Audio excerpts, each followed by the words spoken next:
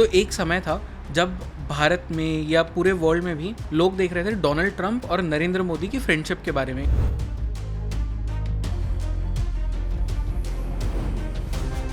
और अब एक दौर आ गया है जहां पे सडनली ट्रंप ने यू टर्न मार दिया है, इंडिया पे टैरिफ लगाया जा रहा है। ये क्या हो रहा है? The US has slapped a crushing 50% tariff on some Indian goods. US Customs and Border Protection has formally notified 50% tariffs on Indian products. Trump उनका जो पूरा माइंडसेट है वो पूरा माइंडसेट रिएक्शनरी है, यानी कि उनके पास कोई प्लान नहीं होता। इस समय उसे एक ऐसी चीज दिखाई दी जिसके बाद उसे लगा कि इस पे हमें सबसे पहले एक्शन लेना चाहिए। अगर ये काम अगर हो गया तो अमेरिका को बहुत बड़ा झटका लग जाएगा। और वो चीज है, भारत ने जब से रशिया से तेल लेना स्टार्ट किया है तब से भारत तेल को रिफाइन करके एक्सपोर्ट करने के मामले में दुनिया में दूसरे नंबर पर आ गया है। करेक्ट। रशिया ने जो स्टार्ट करी थी लड़ाई यूक्रेन को लेकर के, ये लड़ाई एक्चुअल में यूक्रेन के खिलाफ नहीं थी, ये लड़ाई थी यूएस के खिलाफ।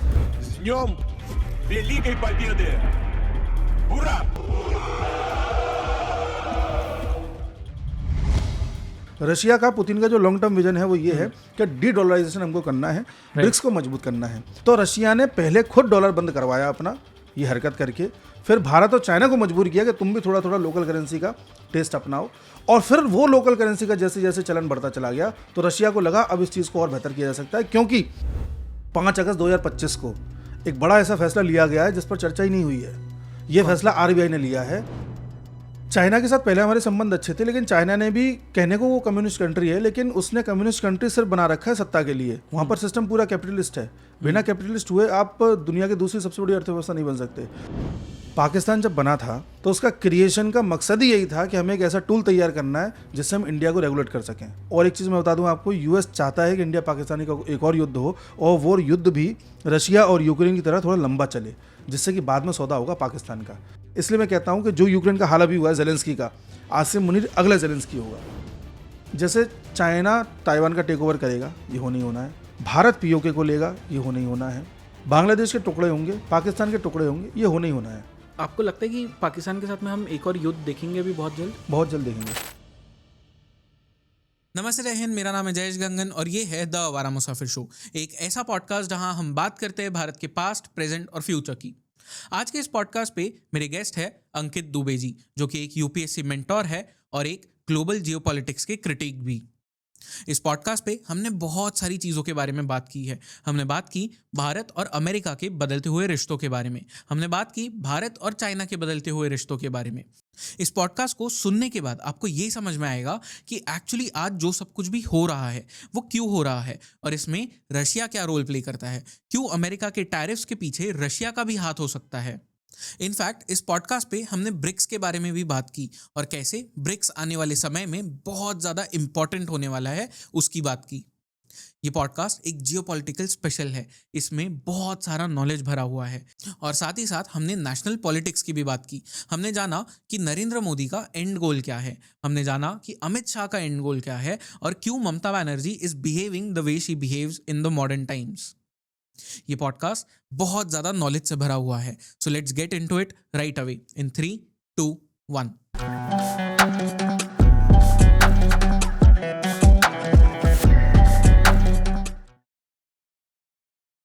अंकित जी, आपका बहुत बहुत स्वागत है इस पॉडकास्ट पे। पिछले बहुत समय से मैं ये कॉन्वर्सेशन आपके साथ करना चाहता था एंड आज फाइनली वो अपॉर्चुनिटी मिली है। So firstly welcome on the show. धन्यवाद भैया।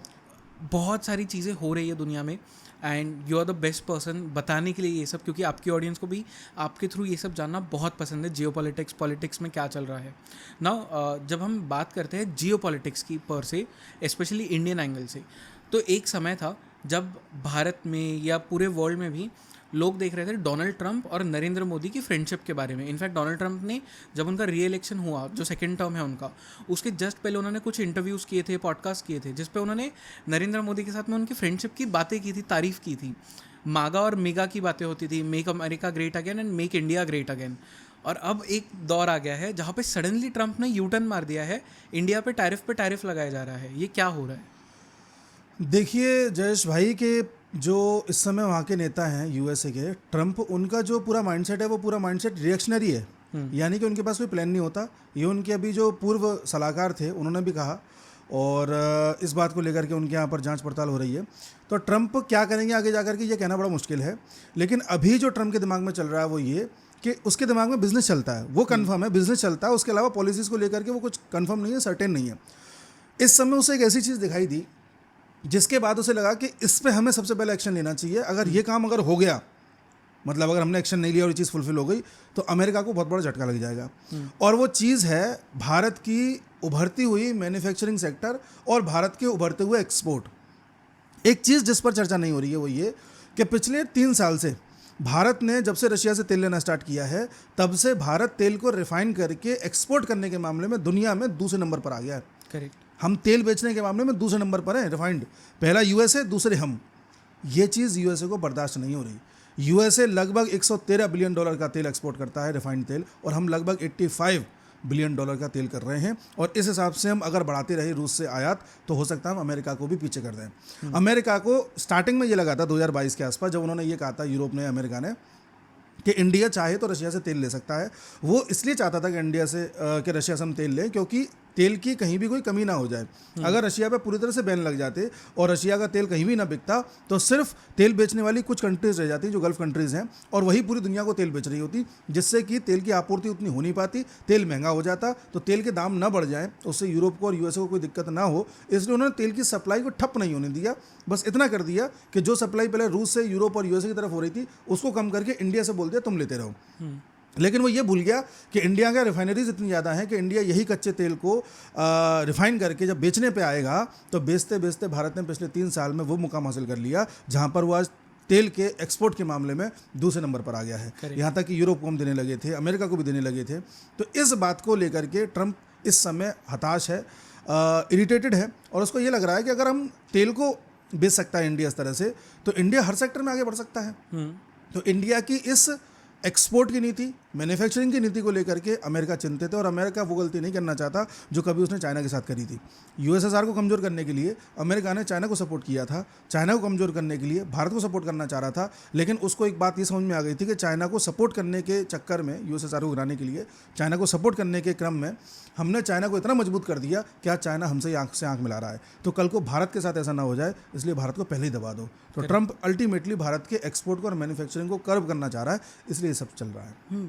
और इसी में एक और चीज़ देखने को मिल रही है कि जैसे एक टाइम था जब यूएस चाइना को कोट कर रहा था, मतलब उसे बचा रहा था, और फिर आपने जो कहा कि एक टाइम आया कि सडनली चाइना इतना बड़ा हो गया कि अब वो अमेरिका के लिए थ्रेट बन गया। अब एक दूसरा टाइम आया है जहाँ पे रशिया को अब अमेरिका सेम तरह से अपने पाले में लाना चाहता है। एंड जब चाइना के साथ वो ये कर रहा था, तो इंडिया और रशिया की फ्रेंडशिप बहुत अच्छी हो गई थी। अब जब वो रशिया को अपने साथ लाना चाहता है, तो इंडिया और चाइना के रिलेशंस जो है वो रिकैलिब्रेट होते हुए दिख रहे हैं। सो हो क्या रहा है ये? अब इंडिया और रशिया के बीच में क्या होगा, इंडिया और चाइना के बीच में क्या होगा? एक्चुअल में यूएसए रशिया को साथ लेना नहीं चाह रहा, उसे पता है वो रशिया को साथ नहीं ला पाएगा। ये जो पूरा खेल है, ये खेल रशिया के अकॉर्डिंग चल रहा है। रशिया ने जो स्टार्ट करी थी लड़ाई यूक्रेन को लेकर के, ये लड़ाई एक्चुअल में यूक्रेन के खिलाफ नहीं थी, ये लड़ाई थी यूएस के खिलाफ। रशिया का, पुतिन का जो लॉन्ग टर्म विजन है वो ये है कि डी-डॉलराइजेशन हमको करना है, ब्रिक्स को मजबूत करना है।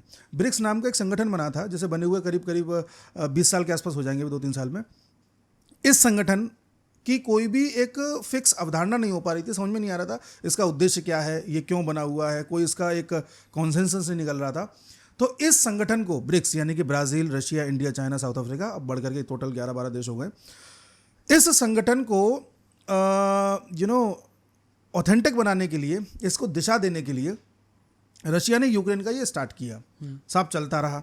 रशिया को पता था कि यूक्रेन पर हम इस तरह से युद्ध थोपेंगे तो उसके बाद हो सकता है हम पर सैंक्शंस लगें। सैंक्शंस लगेंगे तो जाहिर सी बात है इंडिया हमारे काम आएगा, चाइना हमारे काम आएगा। तो यहाँ से जो रशिया, इंडिया, चाइना का त्रिकोण है वो मजबूत होगा। धीरे धीरे उसे ये भी पता था कि अमेरिका यूरोप से कहेगा कि तुम इनका ऑयल और गैस मत लो। उसको ये भी पता था कि स्विफ्ट से बाहर हो जाऊंगा। तो रशिया पहला देश है दुनिया का जो पूरी तरह से डॉलर से मुक्त है, ना तो स्विफ्ट सिस्टम में है वो, ना डॉलर उसके यहाँ चलता। अब जैसे जैसे रशिया दूसरे देशों के साथ व्यापार करेगा, तो जब डॉलर वो यूज़ ही नहीं कर रहा और इंडिया चाइना से व्यापार करना है, तो इंडिया चाइना की भी मजबूरी हो जाएगी कि लोकल करेंसी का प्रयोग करें। करेक्ट। तो भारत ने वस्तु अकाउंट वहाँ पर खोला रशिया में, रशिया ने यहाँ पर खोला, सेम चाइना के साथ हुआ। तो रशिया ने पहले खुद डॉलर बंद करवाया अपना, ये हरकत करके फिर भारत और चाइना को मजबूर किया कि तुम भी थोड़ा थोड़ा लोकल करेंसी का टेस्ट अपनाओ, और फिर वो लोकल करेंसी का जैसे जैसे चलन बढ़ता चला गया तो रशिया को लगा अब इस चीज़ को और बेहतर किया जा सकता है, क्योंकि भारत और चाइना को इसके अच्छे रिजल्ट मिल रहे थे। आप अभी देखना 5 अगस्त 2025 को एक बड़ा ऐसा फैसला लिया गया है जिस पर चर्चा ही नहीं हुई है। ये फैसला आरबीआई ने लिया है और आरबीआई ने ये कहा है कि स्पेशल रुपी वॉस्ट्रो अकाउंट कोई भी खोल सकता है दुनिया में और आरबीआई की परमिशन लेने की आवश्यकता नहीं है। एक्चुअली ये वॉस्ट्रो अकाउंट क्या होता है? वॉस्ट्रो अकाउंट अगर आप अपने देश में, जैसे मान लो इंडिया और रशिया हैं, तो हमारे देश में रशिया का एक ऐसा अकाउंट खुल जाएगा जिसमें सिर्फ और सिर्फ रुपी जमा किया जा सकता है। तो हमने रशिया से 100 रुपये का तेल मंगाया, तो 100 रुपये का तेल मंगाने के बाद जो हमें 100 रुपये पेमेंट करने हैं वो हम रशिया के उस अकाउंट में डाल देंगे जो उसने यहाँ खुलवाया है, और रुपी डालेंगे, हम डॉलर नहीं डालेंगे। अब मान लो कल को रशिया कहता है कि उसे हमसे 40 रुपये के गेहूँ चाहिए, तो हम उसको गेहूँ भेज देंगे, वो हमें जो पैसे देगा उसी अकाउंट से 40 रुपये निकाल के दे देगा। तो ये एक वॉस्ट्रो अकाउंट कहलाता है। अब मान लो इसी तरह का कोई डील हम फ्रांस के साथ करना चाहें, तो हम वहाँ अकाउंट खोलना चाहें, या मान लो कोई फ्रांस का आदमी है जो हमसे डील करना चाहता है लेकिन वो डॉलर का यूज़ करना नहीं चाहता, वो चाहता है रुपये का यूज़ हो, तो अब उसे किसी न किसी वॉस्ट्रो अकाउंट में रुपये डालना पड़ेगा अपना। अब उसके पास तो अकाउंट ही नहीं है। तो फ्रांस में अगर कोई कंपनी या कोई आदमी ये चाहे कि उसका वॉस्ट्रो अकाउंट खुल जाए जिससे इंडिया के साथ ट्रेड कर सके, तो पहले ये अकाउंट खोलने के लिए आरबीआई से परमिशन लेनी पड़ती थी और पूरे प्रोसेस में 6 हफ्ते लग जाते थे। राइट। इस वजह से इसका चलन बढ़ नहीं पा रहा था। अब 5 अगस्त को 2025 को आरबीआई ने ये बोल दिया कि दुनिया में जिसको भी अकाउंट खोलना है आराम से खोल सकता है, 24 घंटे के अंदर अंदर अकाउंट चालू हो जाएगा, आप इसके जरिए रुपये में ट्रेड कर सकते हैं। तो इंडिया ने अगर ये फैसला लिया है तो जाहिर सी बात है इंडिया को ये पता है कि रुपये अब चल रहा है, और कई देशों में 18 से ज़्यादा देशों में हमने ये डील कर ली है कि वो रुपये चल सकता है। ये शुरुआत रशिया ने करी थी। तो कहने का तात्पर्य है रशिया ने जो ये यूक्रेन के साथ मामला स्टार्ट किया था, ये किया था पूरी तरह से डॉलर को कमजोर करने के लिए। रशिया धीरे धीरे इंडिया और चाइना को कॉन्फिडेंस में लाया। जब कॉन्फिडेंस में आया तो साथ में फिर ब्राजील और साउथ अफ्रीका भी आ गए, और जब ये पूरा का पूरा ब्रिक्स अब एम बना चुका है कि हमें क्या करना है, तो सभी लोग अपनी अपनी लोकल करेंसीज को यूज़ कर रहे हैं, इसके चलन को बढ़ा रहे हैं। और अमेरिका का नाइटमेयर यही है कि कल को ऐसा ना हो कि ये सब मिलकर के अपनी कोई एक ब्रिक्स करेंसी ले आए। अगर ऐसा हुआ तो डॉलर का चलन पूरी तरह से बंद हो जाएगा। पूरी तरह से मेरा मतलब है अच्छा खासा बंद हो जाएगा।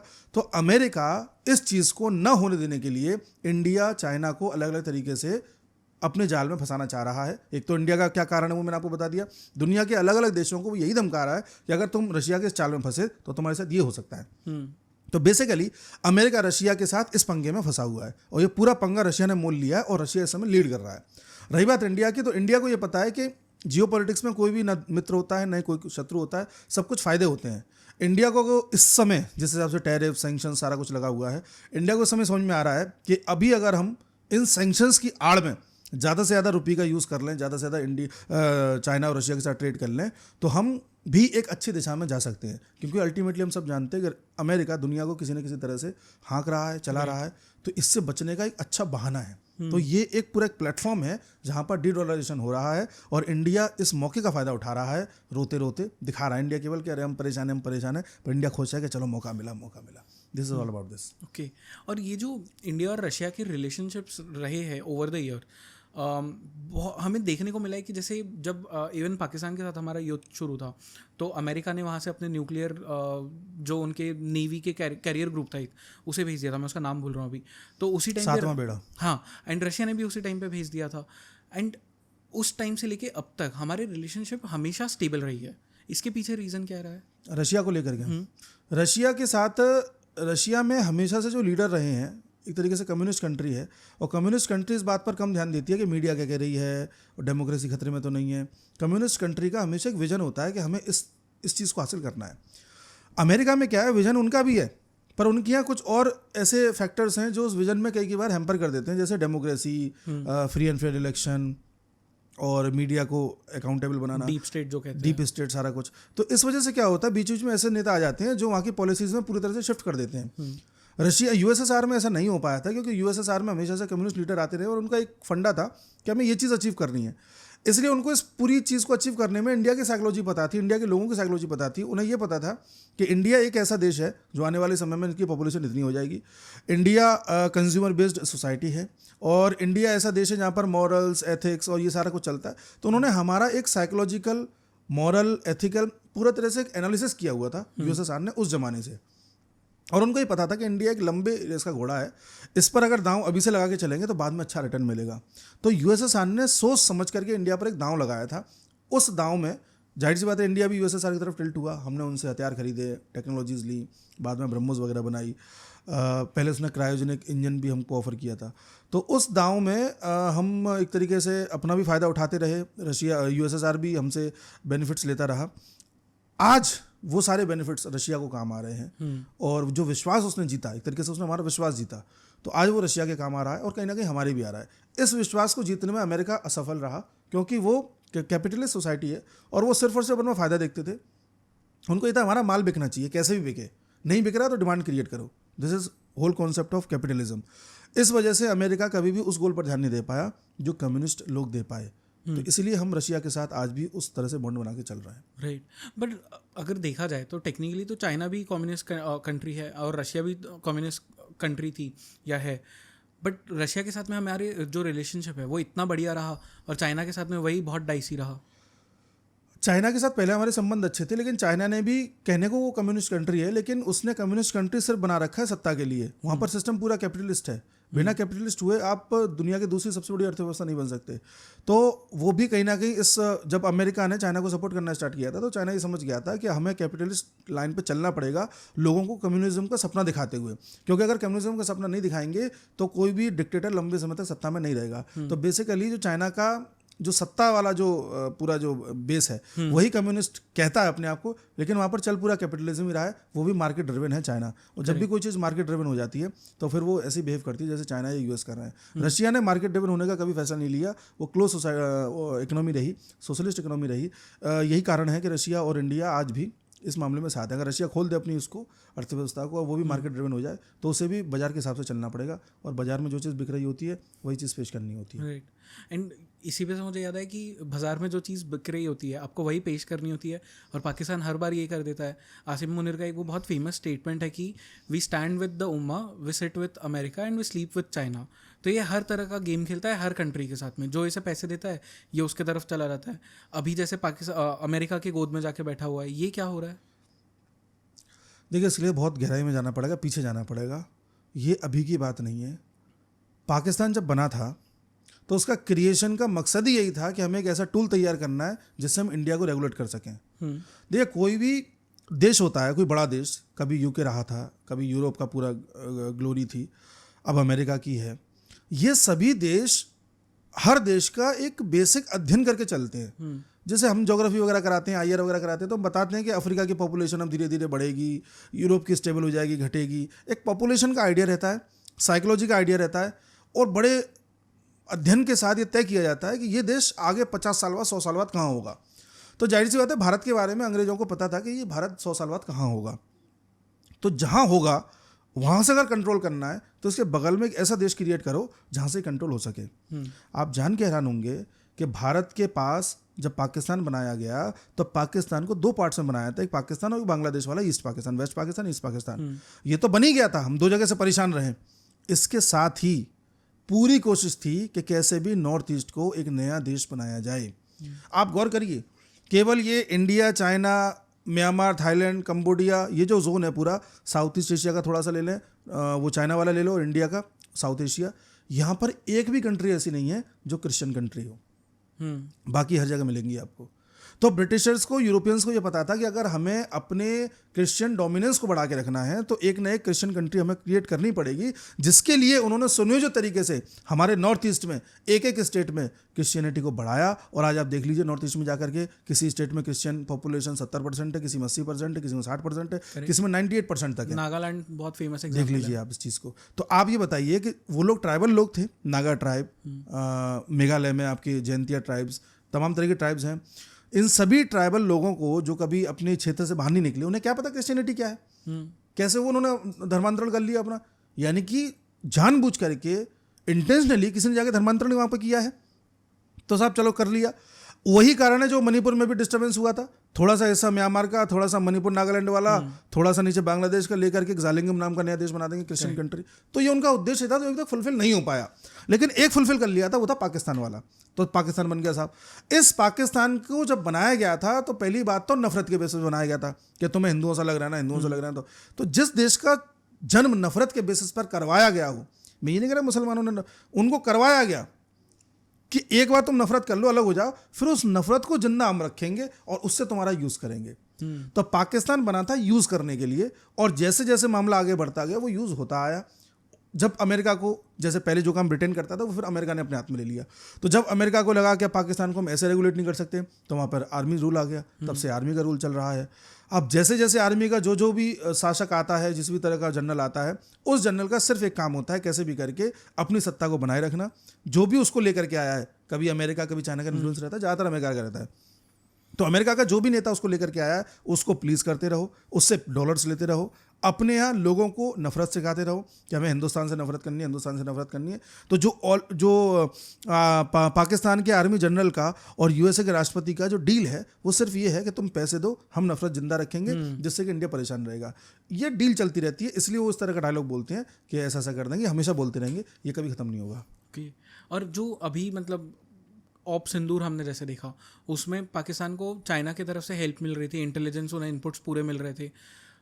In the coming years do you think कि ये सेम हेल्प जो चाइना ने पाकिस्तान की थी, अब वो यूएसए पाकिस्तान की करेगा अगर इंडिया और पाकिस्तान के बीच में वापस से युद्ध होता है तो? डेफिनेटली यूएस इस समय पाकिस्तान को पूरी बैकिंग दे रहा है, और यूएस को इस बात का बड़े अच्छे से इल्म है कि अब अगर इस तरह का कुछ ऑपरेशन हम करेंगे तो हम कुछ सुनने वाले नहीं किसी के, और हम क्या करेंगे वो यूएस भी जानता है। तो जाहिर सी बात है वो देगा। और एक चीज़ मैं बता दूं आपको, यूएस चाहता है कि इंडिया पाकिस्तानी का एक और युद्ध हो, और वो युद्ध भी रशिया और यूक्रेन की तरह थोड़ा लंबा चले, जिससे कि बाद में सौदा होगा पाकिस्तान का। अभी आसिम मुनीर को 2 बार बुलाया था ट्रंप ने। मैंने पहले भी 1-2 जगह बोला है कि अगर ट्रंप जैसे सोच के आया था वैसे ही सब होता रहता, तो ट्रंप कहीं ना कहीं बलूचिस्तान को अलग करने के लिए राजी हो जाता और वहाँ से ईरान को कंट्रोल करता। इस बीच आसिम मुनीर ने जाकर के अपने प्राण बिछा दिए ट्रंप के कदमों में कि महाराज ये मत होने दो, बाकी आप जो कहोगे मैं करने को तैयार हूँ। ट्रंप ने कहा ठीक है। तो आप गौर करिए, भी कुछ दिन पहले खबर आई थी कि अमेरिका ने बलूचिस्तान में, जो पाकिस्तान में जो कब्जाया हुआ है बलूचिस्तान, वहाँ पर कई कंपनीज ने इंटरेस्ट दिखाया है कि वो इन्वेस्ट करेंगे और रेयर अर्थ मिनरल्स तथा अन्य मिनरल्स को वहाँ से निकालेंगे और उन पर कंपनीज काम करेंगी। तो ये एकदम से बात है, पहला पॉइंट। दूसरा पॉइंट, उसी वक्त खबर आई थी कि जो बलोच लिबरेशन आर्मी है, जो वहाँ पर अपने लिए लड़ाई लड़ रहे हैं इंडिपेंडेंस की, उसको आतंकी संगठन घोषित कर दिया है अमेरिका ने। इसलिए किया है क्योंकि जाहिर सी बात आसिम मुनीर ने कहा होगा, अब वो आतंकी संगठन घोषित हो गया, अब ये अपनी आज़ादी की जो भी लड़ाई लड़ेंगे पाकिस्तान की आर्मी उसे कर्व कर सकती है, ये कह करके हम तो आतंकियों को मार रहे हैं, पहले नहीं कर पा रही थी। तो आसिम मुनीर ने सौदा किया है ये कि तुम बलूचिस्तान को अलग मत होने दो, इसके बदले में तुम्हें जो चाहिए वो करो। अमेरिका ने कहा ठीक है, हमें रेयर अर्थ मिनरल्स चाहिए। आप यूक्रेन को देखिए, यूक्रेन में भी रशिया ने क्या शर्त रखी थी पुतिन ने कि भाई जो ईस्टर्न यूरोप है, यूक्रेन है, वो हमें चाहिए, जो हिस्सा हम कब्जा चुके हैं उसके साथ थोड़ा हिस्सा और चाहिए, और बाकी तुम जानो, तुम्हारा काम जाने। अमेरिका ने 30 अप्रैल 2025 को यूक्रेन के साथ एक डील करी है, जिस डील में यूक्रेन के जितने भी रेयर अर्थ मिनरल्स हैं उनसे होने वाला प्रॉफिट का 50% अमेरिका के खाते में जाएगा। तो यूक्रेन को इस तरह से बांटा है कि आधा यूएसए के पक्ष में, आधा रशिया के पक्ष में। ऐसे ही पाकिस्तान का जो बलूचिस्तान वाला क्षेत्र है वो अमेरिका कब्जाना चाहता है, उसकी डीप स्टेट का है अपना, कि इस पर हमारा पूरी तरह से अधिकार हो। इसके लिए ज़रूरी है कि पाकिस्तान एक युद्ध में जाए, और वो युद्ध भारत से ही हो सकता है, इससे भारत भी कमज़ोर होगा। तो इस तरह से वो भारत को चाहता है कि युद्ध में जाए भारत, और वो पाकिस्तान की बैकिंग करे, जैसे यूक्रेन की कर रहा था, फिर पाकिस्तान से डील करे। तो ये उनका लॉन्ग टर्म है। इसलिए मैं कहता हूँ कि जो यूक्रेन का हाल अभी हुआ है ज़ेलेंस्की का, आसिम मुनीर अगला ज़ेलेंस्की होगा। आसिम मुनीर को अभी लग रहा है कि यूएसए से बहुत फंडिंग मिल रही है, पर यूएसए ये टुच्चे मुच्चे इन्वेस्टमेंट से काम नहीं चलता, उसे फिर बलूचिस्तान का पूरा चाहिए तो पूरा ही चाहिए, फिर वो यूएसए पूरे के लिए जाएगा। पहले यूएसए ने उसको थोड़ा सा लालच दिया है, तो पूरा के लिए चल रहा है वहाँ पर। और ये जो हर साल ये लोग बोलते हैं कि हमारे यहाँ पे तेल निकला है, तेल देंगे हम। ट्रंप ने तो ये तक कह दिया कि भारत एक वक्त आएगा पाकिस्तान से तेल खरीदेगा। ये तेल लाते कहाँ से? 47 से लेके अब तक इनकी एक ही कहानी हर साल रिपीट होती है। देखिए ट्रंप ने क्या कहा है वो तो खैर बेकार की बात है, उनके उस 32 बार ये कह चुका है कि सीज फायर हो चुका है। लेकिन एक बात बताइए, अगर पाकिस्तान में तेल होता तो चाइना छोड़ देता? नहीं। चाइना ने जब सीपेक बना लिया पीओके होते हुए वहाँ तक, और वहाँ पर अगर तेल की जरा भी गुंजाइश होती, तो कई बार बीच में ऐसे वाक्य आए हैं जब पाकिस्तान चाइना की तरफ टिल्टेड था, विशेष तौर से इमरान खान के काल में। तो चाइना को अगर पता होता ना ऐसा कुछ हो, तो चाइना नहीं छोड़ता। ये सिर्फ हवाबाजी है। और पाकिस्तान तो समय समय पे बोलता आया कि हमारे तेल निकल गया, हमारे यहाँ गोल्ड मिल गया, वो सब झूठ है, फेक नैरेटिव है। ये फेक नैरेटिव सिर्फ इसलिए चलाया जा रहा है ताकि दुनिया के देशों का पाकिस्तान में इन्वेस्टमेंट को लेकर के इंटरेस्ट जागे। अब आप देखना धीरे धीरे बलूचिस्तान का, जैसे मैंने आपको जिक्र किया, इसमें आप देखोगे अमेरिका के साथ साथ चाइना भी इन्वेस्टमेंट करेगा, फ्रांस भी करेगा, यूरोप के और देश भी करेंगे। अमेरिका चाहता है कि पाकिस्तान में इन्वेस्टमेंट हो, इसलिए अफवाहें उड़ाई जाती हैं। तो ये सिर्फ अफवाह का खेल है, सच्चाई इसमें बिल्कुल भी नहीं है। और आपको लगता है कि पाकिस्तान के साथ में हम एक और युद्ध देखेंगे अभी बहुत जल्द? बहुत जल्द देखेंगे। ऑपरेशन सिंदूर पार्ट 2 होगा, और जहाँ तक इसी साल में कहीं ना कहीं अंत में हो जाएगा, नहीं तो अगले साल की स्टार्टिंग में होने के चांसेस हैं, क्योंकि बहुत सारे नैरेटिव ऐसे गढ़ दिए गए हैं। अभी आप देखिए, कुछ दिन पहले पाकिस्तान में कुछ वहाँ के एयरफोर्स के ऑफिसर्स को उससे नवाजा गया, मेडल से नवाजा गया कि उन्होंने हमारे विमान गिरा दिए, ये गिरा दिया, वो गिरा दिया। पाकिस्तान ने, अच्छा ये अकल पाकिस्तान के पास नहीं है कि हमें किस तरह से नैरेटिव बनाना है, ये यूएस उसे सिखा रहा है कि काम करो, झूठ को इतना ज़्यादा फैलाओ कि लोग उसे सच मानने लग जाएं। तो वहाँ पर अपने एयरफोर्स के लोगों को उसने मेडल दिया ये कह करके कि तुमने इंडिया के विमान गिराए, तुमको हम ये दे रहे हैं। किस तरह से उन्होंने वहाँ पर फोटोज चलवाए वो हमने देखे। तो एक नैरेटिव दुनिया में ये बनाने का प्रयास किया गया है अमेरिका और पाकिस्तान के द्वारा कि भाई हमारी एयरफोर्स को नुकसान हुआ है, भारत के एयरफोर्स को नुकसान हुआ है। और हमारे देश में भी कुछ नेता हैं जो लगातार बोलते रहते हैं कि हमारे 5 जेट गिरे, इस पर मोदी जवाब दें, मोदी जवाब दें। और दूसरी बात ये भी है कि ये ट्रंप ने जो सीजफायर का राग आलापा है, ये इतनी बार इसने बोल दिया कि कुछ लोग इसे भी सत्य मानने लग गए हैं। तो भारत इस नैरेटिव लड़ाई में, सच्चाई तो ये है कि भारत नैरेटिव लड़ाई में बहुत पीछे है अभी। करेक्ट। और ये सब हरकतों के बाद कई देशों को ये लगने लगा है कि हो सकता है ये सत्य हो। भाई अफ्रीका का कोई छोटा सा देश कहीं कोने में पड़ा हुआ है, उसके पास जब ये खबर पहुंचती होगी कि पाकिस्तान के एयरफोर्स अधिकारियों को मेडल से नवाजा गया, तो वो तो यही सोचेगा ना कि हाँ इंडिया पिट गया होगा। उसे क्या पता रियलिटी क्या है। तो कई देश जिनको रियलिटी नहीं पता होता, जिन लोगों को नहीं पता होता, वो ये मान लेते हैं कि हाँ पाकिस्तान ऊपर रहा होगा। तो हमें अगर ये नैरेटिव ध्वस्त करना है, अब हमें अगर पाकिस्तान को एक तगड़ी चोट देनी है, तो ऑपरेशन 2 जरूरी है। और आसिम मुनीर ये शुरुआत करवाएगा, क्योंकि आसिम मुनीर भी जानता है कि बिना नफरत फैलाए, बिना भड़काऊ भाषण दिए, बिना भारत में डिस्टर्बेंस किए उसकी कुर्सी ज़्यादा नहीं चलने वाली। वहाँ के लोग खुद पूछेंगे कि भारत को अब तुम क्यों नहीं कुछ कर रहे हो, अगर तुमने भारत को इतनी पीट दिया था तो फिर चुप क्यों पड़ गए। उसके बाद वो करेगा गलती, जिसका जवाब हम देंगे। और हमारा जवाब ऐसा होगा कि इसको चाहे ट्रंप कहता रहे कि हमने सीज फायर कराया, चाहे पाकिस्तान फेक नैरेटिव बनाता रहे, सब ध्वस्त होंगे। ये मोदी है, आप देखिएगा क्या होता है। एंड वो एक करेक्ट पॉइंट होगा हमारे लिए पीओके वापस लेने का। पीओजेके का आएगा तो सही, लेकिन अभी भी उम्मीद नहीं है कि वो इस ऑपरेशन सिंदूर पार्ट 2 में आएगा। उसकी उम्मीद तब लगाई जा सकती है जब चाइना और ताइवान का कोई क्लैश होगा। दुनिया में कुछ घटनाएं होनी है, वो कब होंगी क्या पाना बड़ा मुश्किल है, लेकिन कुछ होनी है। जैसे चाइना ताइवान का टेक ओवर करेगा, ये होना है। भारत पीओके को लेगा, ये होना है। बांग्लादेश के टुकड़े होंगे, पाकिस्तान के टुकड़े होंगे, ये होना है। तो पीओके हम ले लेंगे, कोई दिक्कत नहीं है उसमें, हमारी फौज इतनी कैपेबल है। लेकिन हम चाहते हैं कि युद्ध को बिना किसी ज़्यादा गोली चलाए जीता जाए या अपने पक्ष में किया जाए। तो अभी आपने देखा होगा भारत और चाइना की जुगलबंदी चल रही है। इस जुगलबंदी में हमने और चाइना ने तय किया है कि अपनी बॉर्डर डिस्प्यूट को सुलझाएंगे। इस बॉर्डर डिस्प्यूट को सुलझाने की यात्रा में देखना भी कई सारी मीटिंग्स होंगी, जिन मीटिंग्स का कोई वो नहीं निकलेगा, रिजल्ट नहीं निकलेगा। इन्हीं मीटिंग्स में चलते चलते एक फेज़ ऐसा आएगा जब चाइना ताइवान पर कुछ ना कुछ हरकत करेगा। तब भारत की तरफ से चाइना को सपोर्ट सिर्फ इतना होगा कि भारत कुछ बोलेगा नहीं। भारत वैसे भी नहीं बोलता है। रशिया यूक्रेन में भारत ये बोलता रहा कि शांति के पक्ष में है, तब भी हम बोल देंगे शांति के पक्ष में है। तो कहीं ना कहीं हम चाइना से डील कर रहे हैं कि देखो तुमने सीपेक निकाला हुआ है पीओके से, हम इसे टेक ओवर करेंगे, तुम मत बोलना उस यहाँ पे, हम तुम्हारे ताइवान पे नहीं बोलेंगे, तुम यहाँ मत बोलना। ये वो पॉइंट है जब पीओके के बारे में बात करेंगे। पाकिस्तान को तो हम कल जो है पीट दें, उससे बड़ी चीज़ नहीं है। बट दिक्कत ये है कि चाइना का तीसरा एंगल हम अभी अफोर्ड करना नहीं चाहते। वो तब करेंगे या तो म्यूचुअल कॉन्सेंसस हो जाए कि तुम ताइवान हम ये, और या फिर कुछ ऐसा ही हो जाए कि ताइवान चाइना खुद ही बोल दे कि भाई ये काम करो तुम ले लो। तो चाइना को कॉन्फिडेंस लेना ज़रूरी है। ये है करेक्ट। एंड एक्चुअली पीओजेके की सब लोग बात करते हैं कि पीओजेके कब लेंगे हम वापस, कैसे आएगा वापस। एक और एरिया है जो हमें वापस लेना चाहिए, जो कि शायद पीओजेके से भी ज़्यादा इंपॉर्टेंट है, वो है गिलगिट बाल्टिस्तान वाला एरिया। क्योंकि पीओजेके में तो अब वहाँ पे जो लोग भी रह रहे हैं उन्हें वो भी रेडिकल बन चुके हैं, बट गिलगिट बाल्टिस्तान क्योंकि वहाँ पे लोग अभी तक शायद उतने रेडिकल नहीं बने, एटलीस्ट खबरों से तो नहीं पता चलता, और वो हमारे लिए एक बहुत इंटरेस्टिंग रूट बन जाएगा सेंट्रल एशिया तक पहुँचने का। तो हमारा ट्रेड एक दिन में अगर हमने ले लिया तो रातों रात बढ़ जाएगा। तो ये हम वापस लेने का सोच भी रहे हैं गिलगिट बाल्टिस्तान। डेफिनेटली गिलगिट बाल्टिस्तान पूरा वो पीओके ही एक तरीके से है, वो हम हमारे उसमें है पॉलिसी में, उसे लेंगे। और मोदी जी की प्रधानमंत्री होते हुए ही उसको लेंगे हम, उसमें कोई दौराय नहीं है। बट वही एक चैलेंज है कि अभी हम पहले इससे निपट लें, अमेरिका से इसने एक नया चैलेंज खड़ा कर दिया है, उसके बाद फिर इसको भी देखेंगे। और वो जो टेरेन है पूरा गिलगिट बाल्टिस्तान वाला पूरा पहाड़ी टेरेन है, तो उस टेरेन में आपको पूरी तरह से अगर टेक ओवर करना है, आप चाहते हैं कि मिनिमम आपका लॉस हो, आपके यहाँ आतंकी घटनाएं मिनिमम हो, तो उसके लिए आपको एक बहुत बड़े स्तर पर वहाँ पर अपना ऑपरेशन चलाना होगा। तो हम उस ऑपरेशन की तैयारी करते हुए, जाहिर सी बात है उसे तो लेंगे ही लेंगे, और उसके बाद एकदम से गिलगिट सेंट्रल एशिया के हमारा रास्ता बन जाएगा, ये कह पाना बड़ा मुश्किल है, क्योंकि इतना खतरनाक टेरेन है वो कि उसमें सरकार आज भी अगर लगे ना रास्ता बनाने में, तब भी कम से कम 10 साल लग जाएंगे। इट इज़ लाइक पहाड़ को काट के टनल बनाते हुए आपको सेंट्रल एशिया पहुंचना है। तो डिफिकल्ट टेरेन है, और उस टेरेन पर अगर आप व्यापार स्टार्ट करते हो तो आपको सुनिश्चित करना पड़ेगा कि आपकी किसी गाड़ी पर आतंकी हमला ना हो, आपको सुनिश्चित करना पड़ेगा कि कभी कोई टनल को विस्फोट ना कर दे। तो ये सारे ब्लॉकेजेस बंद तभी हो पाएंगे जब टेररिज्म वहाँ पर पूरी तरह से खत्म हो जाएगा।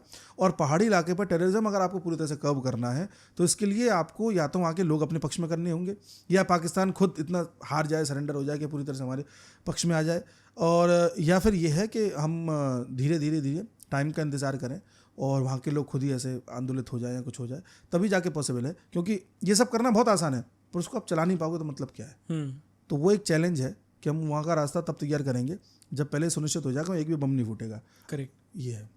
और ये जो अमेरिका वाला दिक्कत है अब हमारे लिए, जो टैरिफ की एक प्रॉब्लम खड़ी हुई है, इससे हम डील कैसे करेंगे? क्योंकि 50% टैरिफ उसने लगा दिया ऑलमोस्ट, जो कि, और हमारे एक्सपोर्ट्स जो अमेरिका जाते हैं ऑलमोस्ट हमारे टोटल जीडीपी का 2% के अराउंड है।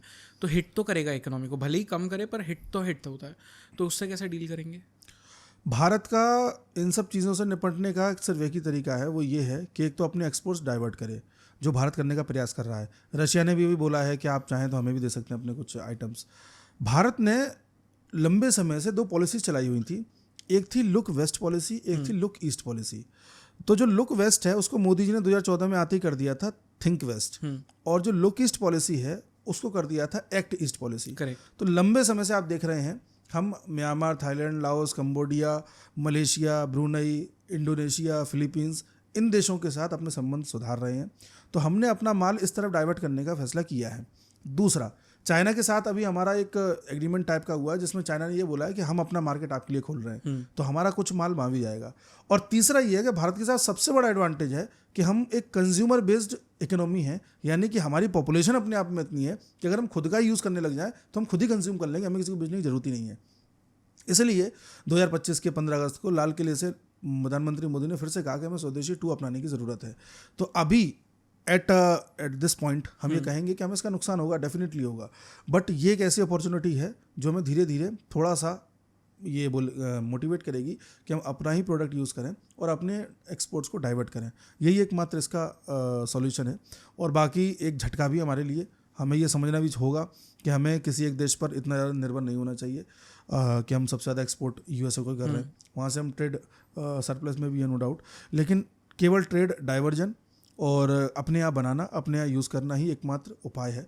दूसरा, भारत ने चाइना के साथ, उधर सिंगापुर, ब्रुनई के साथ और रशिया के साथ एक लंबे समय से प्रयास किया है कि डील हो जाए रेयर अर्थ मिनरल्स की और ऐसे डिवाइसेस की जिससे इलेक्ट्रॉनिक गैजेट्स बनते हैं, क्योंकि हमारी जो डिपेंडेंसी अमेरिका पे है वो ज़्यादातर है ये टेक्निकल चीज़ें लेने की। हम टेक्निकल एडवांसमेंट करते हैं अमेरिका के हेल्प से। Correct. तो वो एडवांसमेंट हम अमेरिका की हेल्प से ना करें, इसके लिए ज़रूरी है कि हम वो खुद ही बनाएं अपने यहाँ। खुद बनाने के लिए जो बेसिक्स पार्ट चाहिए होते हैं वो चाइना वगैरह में ज़्यादा मिलते हैं। तो हम चाइना से जो भी पैक्ट हुआ है उसमें यही है कि चाइना अब हमको रेयर अर्थ मिनरल्स भी देगा, जो उसने रोक लगा दी थी। उसके साथ ही हम रशिया से भी डील कर रहे हैं रेयर अर्थ मिनरल्स की, वो हमें मिलने लग जाएंगे। यहाँ पर इनोवेशन हमने तेज किया हुआ है, आत्मनिर्भर भारत को आगे बढ़ाने का प्रयास है, स्वदेशी को हम जागरूक कर ही रहे हैं लोगों को इस बारे में। अगर हम ये सारा कुछ एक साथ कर लेते हैं तो हम एक हमेशा के लिए यूएसए के इन सब चीज़ों से डिटैच हो सकते हैं जो धमकियों के रूप में आती है, टैरिफ के रूप में आती है। तो नो डाउट टैरिफ अभी दिक्कत वाली चीज़ है, लेकिन लॉन्ग टर्म के लिए बहुत अच्छी अपॉर्चुनिटी है हमारे लिए। ओके। और जो बांग्लादेश को लेके भी एक इशू बार बार आ जाता है, जैसे जब ऑप सिंदूर भी चल रहा था उस टाइम पे भी, आई रिमेंबर उस वक्त था या उससे थोड़े टाइम पहले था, उन्होंने एक स्टेटमेंट दिया था कि अगर इंडिया पाकिस्तान पे अटैक करता है तो हम इंडिया पे अटैक करेंगे। अब मुझे लॉजिक समझ में नहीं आता, वो कहाँ से, उनके पास कोई आर्मी नहीं है, कुछ नहीं है, कहाँ से इंडिया पे अटैक करेंगे, कैसे बोल दिया पता नहीं, बट बोलते तो रहते हैं। बांग्लादेश को पहले यूएसए से फंडिंग मिल रही थी लगातार, ट्रंप ने आते ही उस फंडिंग को रोक दिया। बांग्लादेश ने फिर अपना एक नया फादर चुन लिया, चाइना, जो उनको फंडिंग देने लगा था। तो बांग्लादेश, आपने गौर किया हुआ, बीच में चाइना बांग्लादेश की जुगलबंदी चल रही थी उसी बीच, ऑपरेशन सिंदूर के आसपास, जब बांग्लादेश के कुछ लोगों ने एक ग्रेटर बांग्लादेश का नक्शा जारी कर दिया था, चाइना बोल रहा था कि हम अरुणाचल प्रदेश के डिस्ट्रिक्ट के नाम बदल रहे हैं, फिर बांग्लादेश ने बोला कि हम यहाँ से अटैक कर सकते हैं। तो ये बांग्लादेश जो भी बोल रहा था, ये ठीक उसी प्रकार से बोल रहा था जैसे पाकिस्तान अमेरिका कहने पे बोलता है, ये चाइना के कहने पे बोल रहा था। और चाइना एक प्रेशर बनाने का प्रयास कर रहा था। उस समय शायद चाइना ने भी आइडिया नहीं लगाया होगा कि इंडिया के ऊपर इतने टैरिफ और उसके ऊपर जो है ये ड्यूटी वगैरह लग जाएंगे। तो चाइना उस अपॉर्चुनिटी का फ़ायदा उठाना चाह रहा था, हमको एक तरीके से हमारी फोर्सेस को बॉर्डर पर एंगेज करने का प्रयास करना चाह रहा था। लेकिन हमने उस चीज़ का उस समय कोई खास ऐसा जवाब नहीं दिया, क्योंकि हमें पता है सब कुछ क्षणिक है। अब सिचुएशन ऐसी हो गई है कि आप देख रहे हैं बांग्लादेश कुछ बोल ही नहीं रहा। कारण क्या है कि चाइना ने पीछे से उसको बोल दिया कि तू शांत रहे, अभी मुझे भारत की ज़रूरत है। तो इसलिए वो शांत पड़ गया, उसके कहने ना कहने से कुछ नहीं होता। एंड ये सब जो आपने अभी तक मुझे चीज़ें बताई, अब ऑफ कोर्स ये तो जियोपॉलिटिकल एंगल्स की हम बात कर रहे थे, बट इसी के अंदर एक और चीज़ बहुत इंपॉर्टेंट हो जाती है, हमारे लीडर्स किस तरह से सोचते हैं और उनका एक एंड गोल क्या है, एंड विजन क्या है। जैसे नरेंद्र मोदी का एक बहुत बड़ा विजन है 2047 तक भारत को विकसित भारत बनाना। वो होगा नहीं होगा, एंड नरेंद्र मोदी का एंड गोल क्या है, एंड विजन क्या है? एंड विजन है उनका भारत को आत्मनिर्भर बनाना। आप कहेंगे आत्मनिर्भर का तो मतलब ये हो गया कि इकोनॉमी $30 ट्रिलियन हो जाए, नहीं। ये एक बड़ा डाइवर्स टॉपिक है, मैं आपको इसके बारे में बताता हूँ। आप गौर करिए, हमारी और आपकी जो दादी और नानी थी, हमको अगर थोड़ी सी भी कोई दिक्कत हो जाए, हम बुखार आ जाए, कोई चोट लग जाए, कुछ हो जाए, तो उनके पास एक इलाज हुआ करता था कि हल्दी वाला दूध पी लो तो ये हो जाएगा, यहाँ पर ये लगा लो तो ऐसा हो जाएगा। हमारी मम्मियों को ये जानकारी थोड़ी कम है, और हमारी समकालीन या हमारी एज की जो लड़कियां हैं उनको बिल्कुल ही नहीं है। यानी कि आयुर्वेद का ज्ञान पहले घर घर में था, जो गायब हो चुका है। दूसरा पॉइंट, हमारी दादी नानी या मदर भी कई जगह आज भी स्वेटर बुनना जानती थी, सिलाई करना जानती थी, कढ़ाई करना जानती थी, घर में खाना अच्छा बनाना जानती थी। तो यानी कि हमारी जो फीमेल्स थी, जो लेडीज़ थी जितनी भी, वो सब टैलेंटेड थी, मल्टी टैलेंटेड थी, जो अब की जनरेशन में गायब हो चुका है। इससे पहले आप देखिए, हमारे घर के जो फाइनेंशियल मैटर्स थे, जो फाइनेंशियल मैनेजमेंट था, वो औरतों के हाथ में हुआ करता था। बहुत कम पैसे में पूरा परिवार पलता था, बावजूद उसके महिलाएं कुछ पैसे बचा लेती थी। हम सेविंग इकोनॉमी थे, और सेविंग के मामले में भारत अभी भी दुनिया में दूसरे नंबर पर है, जबकि हम अर्थव्यवस्था हमारा बहुत बड़ा साइज नहीं है। तो हमारे यहाँ जो सेविंग की आदत थी वो महिलाओं को थी। ठीक है साहब, आप हमारे 1000 साल पुराने फोटो निकाल लीजिए तो आपको महिलाओं का पर्दा नहीं मिलेगा कहीं भी। और आप हमारे भगवानों के नाम लेंगे अगर, तो हम क्या बोलते हैं, गौरी शंकर, गौरी पहले शंकर बाद में, लक्ष्मी नारायण, लक्ष्मी पहले नारायण बाद में, ऐसे सिया राम, सीता जी पहले राम जी। यानी हम वो सोसाइटी रहे हैं जहाँ पर सारा कुछ महिलाओं के हाथ में था, और महिलाएं इस सोसाइटी को बहुत अच्छे से चला रही थी। जब गोरे यहाँ पर आए तो गोरों को लगा कि अरे ये महिला तो बड़ी एडवांस है, कुछ ऐसा करो कि इनको नीचा दिखाया जाए। गोरों की, यूरोपियंस की आप अगर 500 साल पुरानी फोटो देखेंगे तो उनकी महिलाओं का पूरा शरीर ढका रहता था। वो अपनी महिलाओं को थोड़ा हाथ भी दिखाना गलत मानते थे, उनकी इतनी छोटी सोच थी। जब यहाँ आए उन्होंने देखा इनकी महिलाएं तो बहुत एडवांस है, तो इनको कैसे भी नीचे करो, कुछ ना कुछ ऐसा करो। वहाँ से डिवाइड क्रिएट करना स्टार्ट किया। ये डिवाइड क्रिएट हुआ, और धीरे धीरे साथ साथ जब वहाँ पे इंडस्ट्रियल रेवोल्यूशन आया और फिर कैपिटलिज्म आया, तो कैपिटलिज्म की एक बेसिक डिमांड ये थी कि कैसे भी करके हमें सोसाइटी में डिमांड क्रिएट करनी है जिससे हमारा माल बिके। अब डिमांड तो क्रिएट हो नहीं रही है, सेविंग करके बैठे हुए हैं, तो इंश्योरेंस कोई नहीं कराएगा, आयुर्वेद सबको आता है, तुम्हारी दवाई कोई नहीं खरीदेगा, भाषाएं, कविताएं, शायरियाँ, मुहावरे, लोकोक्तियाँ बुजुर्गों को आती हैं, तो हमारी किताबें कोई नहीं खरीदेगा। करेक्ट। यार कुछ ऐसा करो कि ये तो पूरा का पूरा भारत का घर ऐसा है कि सब कुछ वहीं हो जाता है, कहीं जाने की जरूरत नहीं पड़ती। वहाँ से धीरे धीरे धीरे धीरे एजुकेशन सिस्टम में बदलाव किया। हमें सिखाया कि ये गोली खाने से बुखार जाता है, इससे नहीं जाता है। हमें सिखाया कि तुम ये घर के काम करती, तुम तो छोटी महिला हो गई, तुम क्या कढ़ाई बुनाई करती रहोगी, बाहर निकलो बाहर निकलो। महिला को घर से बाहर निकाला, सोसाइटी को इस लेवल पर तोड़ दिया कि आज हर महिला अकेली रह रही है, डिप्रेशन का शिकार है, स्ट्रेस का शिकार है, 4 जनों के साथ नहीं रह पा रही है, जरा जरा सी चीज़ों के लिए बाजार में जाना पड़ता है, पैकेट वाला खाना, अच्छा खाने पे भी लेकर के है।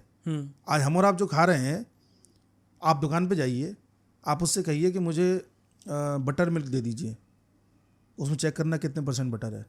आप कहना मुझे ये बादाम वाला तेल दे दीजिए, हेयर ऑयल दे दीजिए, उसमें चेक करना कितने % बादाम है। आप कहना कि मुझे लेमन वाला ये ड्रिंक दे दीजिए, उसमें चेक करना कितने % लेमन है। आप पाएंगे लेमन 1% भी नहीं है उसमें, उस पूरे ड्रिंक में। यानी कि आप आर्टिफिशियल ड्रिंक पी रहे हैं। जूस का पैकेट लेके आइए, उसमें रियल जूस है ही नहीं है, हाँ आर्टिफिशियल है। करेक्ट।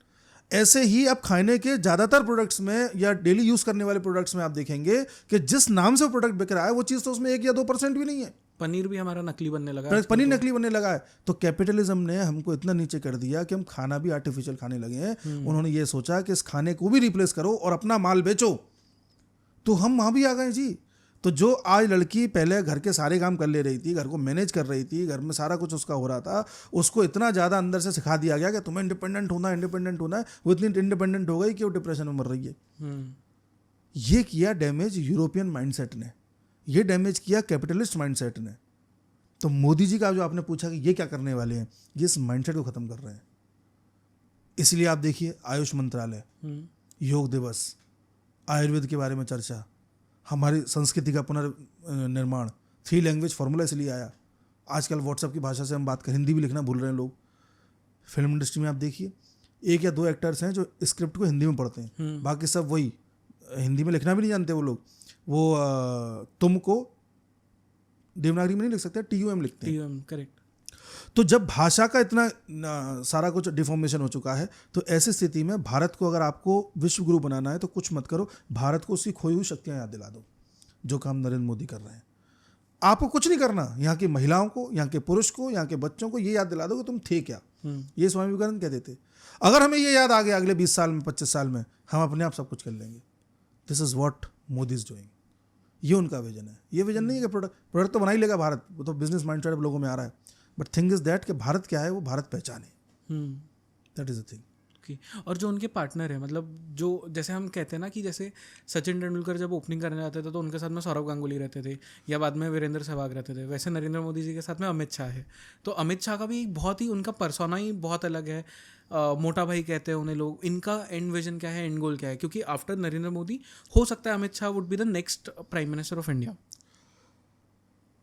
पहली बात तो ये कि लोग अमित शाह के बारे में बोलते हैं PM बनेंगे, ऐसा लगता नहीं है। क्योंकि अमित शाह में एक खास बात ये है कि अमित शाह को ये पता है कि वो किस चीज़ के लिए बेस्ट है, और उन्हें ये पता है कि उन्हें क्या करना है क्या नहीं करना। आप अमित शाह और नरेंद्र मोदी की एकमात्र जोड़ी ऐसे देखेंगे जो पिछले करीब 30-40 साल से साथ है, और कभी भी उन्होंने एक दूसरे का रास्ता नहीं काटा। अमित शाह के दिमाग में कभी नहीं आया कि इन्हें CM हटा के मैं बन जाऊँ, या इन्हें PM हटा के मैं बन जाऊँ। उन्हें पता है कि मैं PM बन जाऊँगा तो मैं उतना अट्रैक्टिव नहीं रहूँगा जितने ये हैं।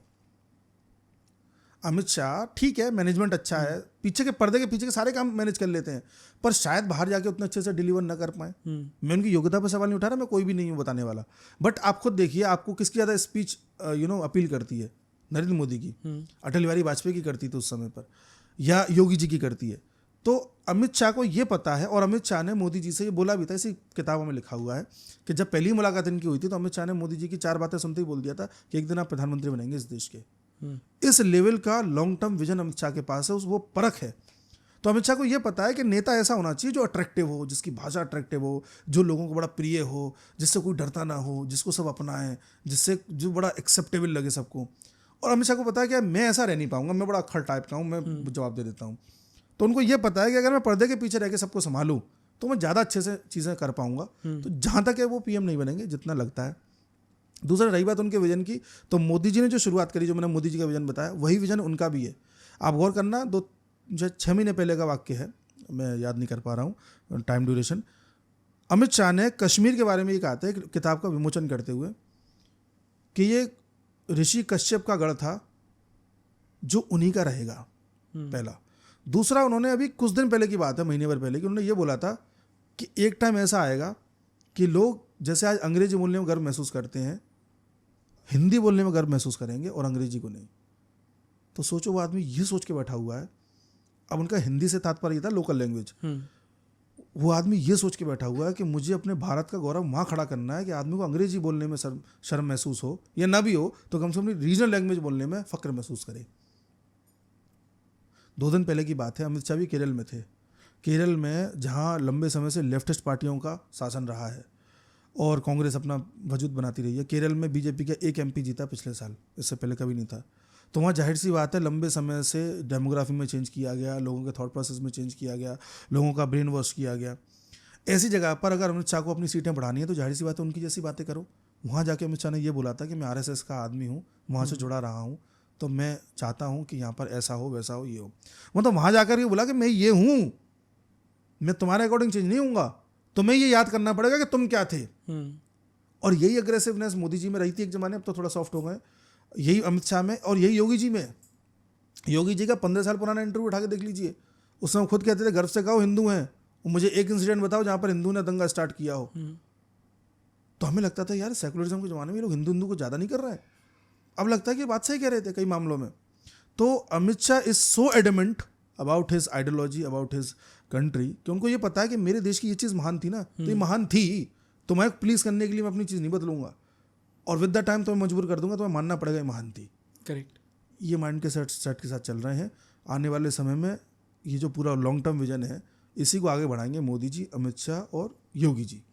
मोदी जी के बाद उम्मीद है योगी जी बनेंगे, बाकी वक्त बताएगा। सो आपके अकॉर्डिंग फ्यूचर पीएम जो है वो योगी जी होंगे? ऐसा लगता है, बाकी वक्त बताएगा, क्या पता कोई और समीकरण बन जाए। पर जो एक लार्जर नैरेटिव रहा है या हमेशा से पिछले कई साल से बीजेपी के लिए, जो साउथ ऑफ इंडिया है ये थोड़ा सा एक वीक स्पॉट रहा है कहीं ना कहीं। एंड नाउ आपने भी कहा कि केरला में जैसे अमित शाह जी ने बहुत फोकस किया, ये साउथ की तरफ अब फोकस करने का सही टाइम भी है, बट वहाँ से जो एक लीडर निकल के आ रहे थे Annamalai, if I am not mistaken, तो उन्हें भी बीजेपी प्रेसिडेंट से वहाँ से हटा दिया, तो शायद ये एक रॉन्ग स्टेप भी था। बीजेपी पूरे देश में पहुंच चुकी है, 2 राज्यों में नहीं पहुंच पा रही है, सीट नहीं जीत पा रही है उस लिहाज से। एक तमिलनाडु है, केरल है। इन दोनों राज्यों में एक बड़ी बुनियादी तौर पर खेल करा गया लंबे समय से, जिसको रेक्टिफाई करना बड़ा मुश्किल है।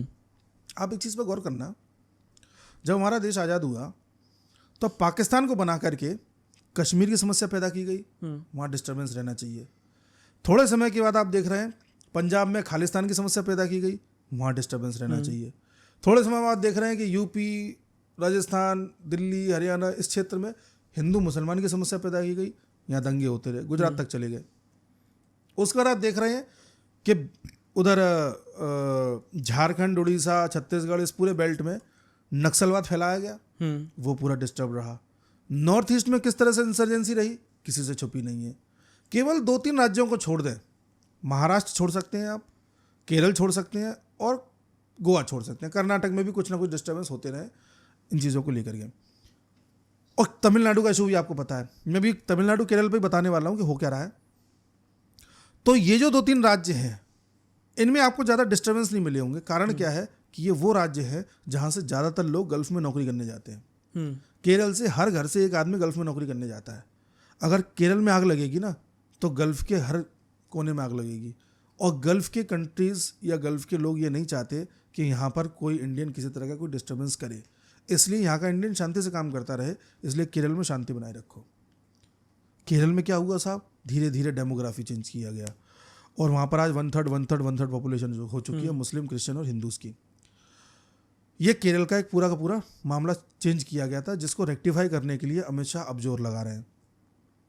लंबे समय से केरल में प्रयास कर रहे थे बीजेपी के और कार्यकर्ता। अभी आप याद कीजिए, जो हमारे वाइस प्रेसिडेंट हैं CP राधाकृष्णन जी, ये तमिलनाडु से आते हैं और तमिलनाडु में बीजेपी और AIADMK का समझौता कराने में इनका बहुत बड़ा योगदान रहा था। पहले बीजेपी और DMK हुआ करते थे साथ में, लेकिन ये बात सब जानते हैं। लेकिन इस बात के बारे में चर्चा कम होती है कि 2019 से 2022 के बीच में यही हमारे वाइस प्रेसिडेंट साहब हैं जिन्होंने केरल में रह करके ज़मीनी स्तर पर काम किया था बीजेपी का पूरा ग्राउंड तैयार करने में।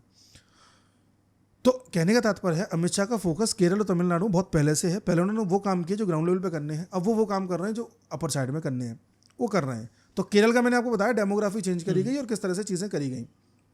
तमिलनाडु का क्या रहा है, तमिलनाडु के लोगों को शुरुआत से ये फील कराया गया कि आप नॉर्थ इंडिया के साथ अलाइंड हो ही नहीं, नॉर्थ इंडिया अलग है, आप अलग हो। और तमिल के 2-3 स्टेट्स को मिलाकर के बताया गया कि आप लोग द्रविड़ स्टेट हो, आपको द्रविड़ नाडु के लिए लड़ना है, द्रविडियन आइडियोलॉजी के लिए लड़ना है। अब आप ये बताइए, हमारा ऐसा कौन सा शास्त्र है जहाँ पर द्रविड़ स्टेट या द्रविड़ आइडियोलॉजी का कहीं जिक्र हो? कुछ नहीं है। एक अंग्रेज था, उसका नाम था रॉबर्ट कैडवेल।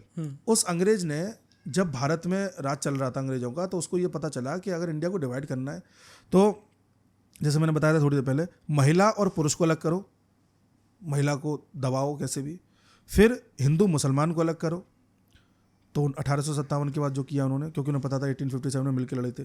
फिर 1909 में मॉरले मिंटो रिफॉर्म्स में ये लोग लेकर के आए थे मुस्लिम्स के लिए सेपरेट इलेक्टोरेट, कि मुसलमान नेता को मुसलमान आदमी ही वोट कर सकता है और कोई नहीं कर सकता। फिर इन्होंने सिख क्रिश्चियन वगैरह एंग्लो इंडियंस को अलग करने का प्रयास किया। तो 1919 में मॉन्टेक चैम्सफोर्ड रिफॉर्म्स आए थे, वहाँ पर इन्होंने एंग्लो इंडियन, सिख और क्रिश्चियंस के लिए सेपरेट इलेक्टोरेट की बात करी कि इनको इन्हीं की जाति के लोग या धर्म के लोग वोट देंगे। फिर करते करते 30 के आसपास, 1930 के आसपास ये दलित आइडियोलॉजी लेकर के आया। दलित शब्द वहाँ से कॉइन हुआ कि कैसे भी दलितों में बांटो, हिंदुओं को और बांटो और बांटो और बांटो। ये सब आगे चलता रहा। इसी बीच रॉबर्ट कैडवेल को ये जिम्मेदारी दी गई थी कि कुछ ऐसा लेके आओ कि साउथ वाले किसी मुद्दे पर अलग हों। तब उसने हमारे ग्रंथ पढ़े कई सारे और कहीं से उसे एक वर्ड मिला द्रविड़। उसने द्रविड़ वर्ड उठाया और बोला इसे कॉइन कर दो। उस वर्ड को उछाला और सबको बोला कि भाई एक काम करो, तुम सब द्रविड़ लोग हो, तुम ये कहाँ हिंदुओं के चक्कर में पड़े हुए हो, कहाँ नॉर्थ इंडियंस के चक्कर में पड़े हुए हो। अच्छा, नॉर्थ इंडियंस को ये बताने के लिए कि वो अलग है, उनको बताया गया तुम आर्यंस हो, करेक्ट, तुम आर्यन हो, वहाँ से आए हो सेंट्रल एशिया से, तुम तो यहाँ की हो ही नहीं। और हम भी मानते रहे, हमें लगा कि शायद हमारे पूर्वज वहाँ से आए होंगे। अभी पिछले साल की बात है, एनसीईआरटी ने आर्यन इन्विजन थ्योरी को हटा दिया है, क्योंकि अभी वहाँ के डीएनए के सैंपल्स में और सब चीज़ों में पता चला कि हम लोग कहीं बाहर से नहीं आए, हम लोग सब यहीं के थे, इंडस वैली सिविलाइजेशन के थे। ये थ्योरी जानबूझ के गढ़ी गई थी ताकि हमारे दिमाग में ये बैठाया जा सके कि नॉर्थ इंडियंस आर्यंस है, ये लोग द्रविड़ हैं, तो एक गैप बना रहे। द्रविड़ का काम रॉबर्ट कैडवेल कर रहा था। उसने आइडियोलॉजी को वहाँ पे फैलाया, फिर किताबों में आया, लोगों को समझाया गया। और उसके बाद 1944 के आसपास एक पार्टी थी, द्रविड़ कंगम पार्टी, डीके पार्टी। उस पार्टी ने इसको आइडियोलॉजी को और बढ़ाने का प्रयास किया। तो साहब, जो पार्टी पहले रही है तमिलनाडु में, उनका प्रयास फिर ये होने लगा कि आप लोग द्रविड़ भी हो और साथ में आपको हिंदूज का अपोज करना है, ब्राह्मण का अपोज करना है। और ब्राह्मण के अगेंस्ट वहाँ पर नैरेटिव स्टार्ट किया गया। और 1940 से लेकर के 1970 तक लगभग 60 से 70% तक ब्राह्मणों को तमिलनाडु से बाहर कर दिया गया। तो ब्राह्मण हटाए पहले, वहाँ पे लोग बचे, उनको द्रविड़ द्रविड़ द्रविड़ कहलाना स्टार्ट किया पॉलिटिकल पार्टीज ने। द्रविड़ का काम किया डीके पार्टी ने, द्रविड़ कंगम पार्टी ने। फिर उन्हीं में कुछ लोग थे जिनको लगा यार हमें भी अपना सत्ता बनानी है। तो वहाँ से ग्रुप निकल के आया डीएमके, जो भी वर्तमान में सरकार में है तमिलनाडु में। उन्होंने कहा कि नहीं, हमें तमिल अस्मिता के लिए लड़ना है, तमिल भाषा के लिए लड़ना है। फिर उन्होंने भाषा का मुद्दा वहाँ से उठाया। और 1950 से 1980 के बीच में तमिल के लोगों को, आप जान के हैरान होंगे कि 1950 के आसपास तमिलनाडु की हर किताब में हिंदी भाषा को पढ़ाया जाता था, उनके सिलेबस में था। ओके, हर बच्चे को, मतलब किसी भी मीडियम के हो, Hindi was one of the subject. तो ये पार्टी जब आई तो उन्होंने हिंदी हटाई पहले और लोगों को बताया तुम तमिल हो, तमिल भाषा के लिए लड़ना है, तमिल भाषा के लिए लड़ना है। करते करते तमिल तमिल तमिल तमिल इतना उनके दिमाग में बैठा दिया गया, तमिल द्रविड़ तमिल द्रविड़ तमिल द्रविड़। क्या वहाँ का आदमी आज इस लेवल पर स्वीकार करने लगा है कि हाँ, हमें हिंदी का एक भी चिन्ह यहाँ पर नहीं रहने देना है। यही कारण है कि 4 महीने पहले वहाँ पर जो सीएम है स्टालिन, उन्होंने रुपये के सिंबल को भी बैन कर दिया, कैसे आप यूज़ नहीं कर सकते। जहाँ जहाँ हिंदी दिख रही है वहाँ काले पोत दी।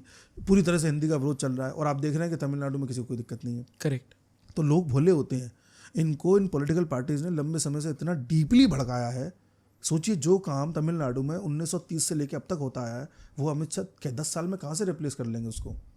लेकिन उस इंसान को अब कैसे भी जोड़ना है तो जोड़ना है, तो वो अब उस प्रयास में लगे हुए हैं। इसलिए उनका फोकस है कि यहाँ पर जो नफरती बीज बोए गए ना, वो बड़े गहरे हैं, वो बहुत गहरे हैं।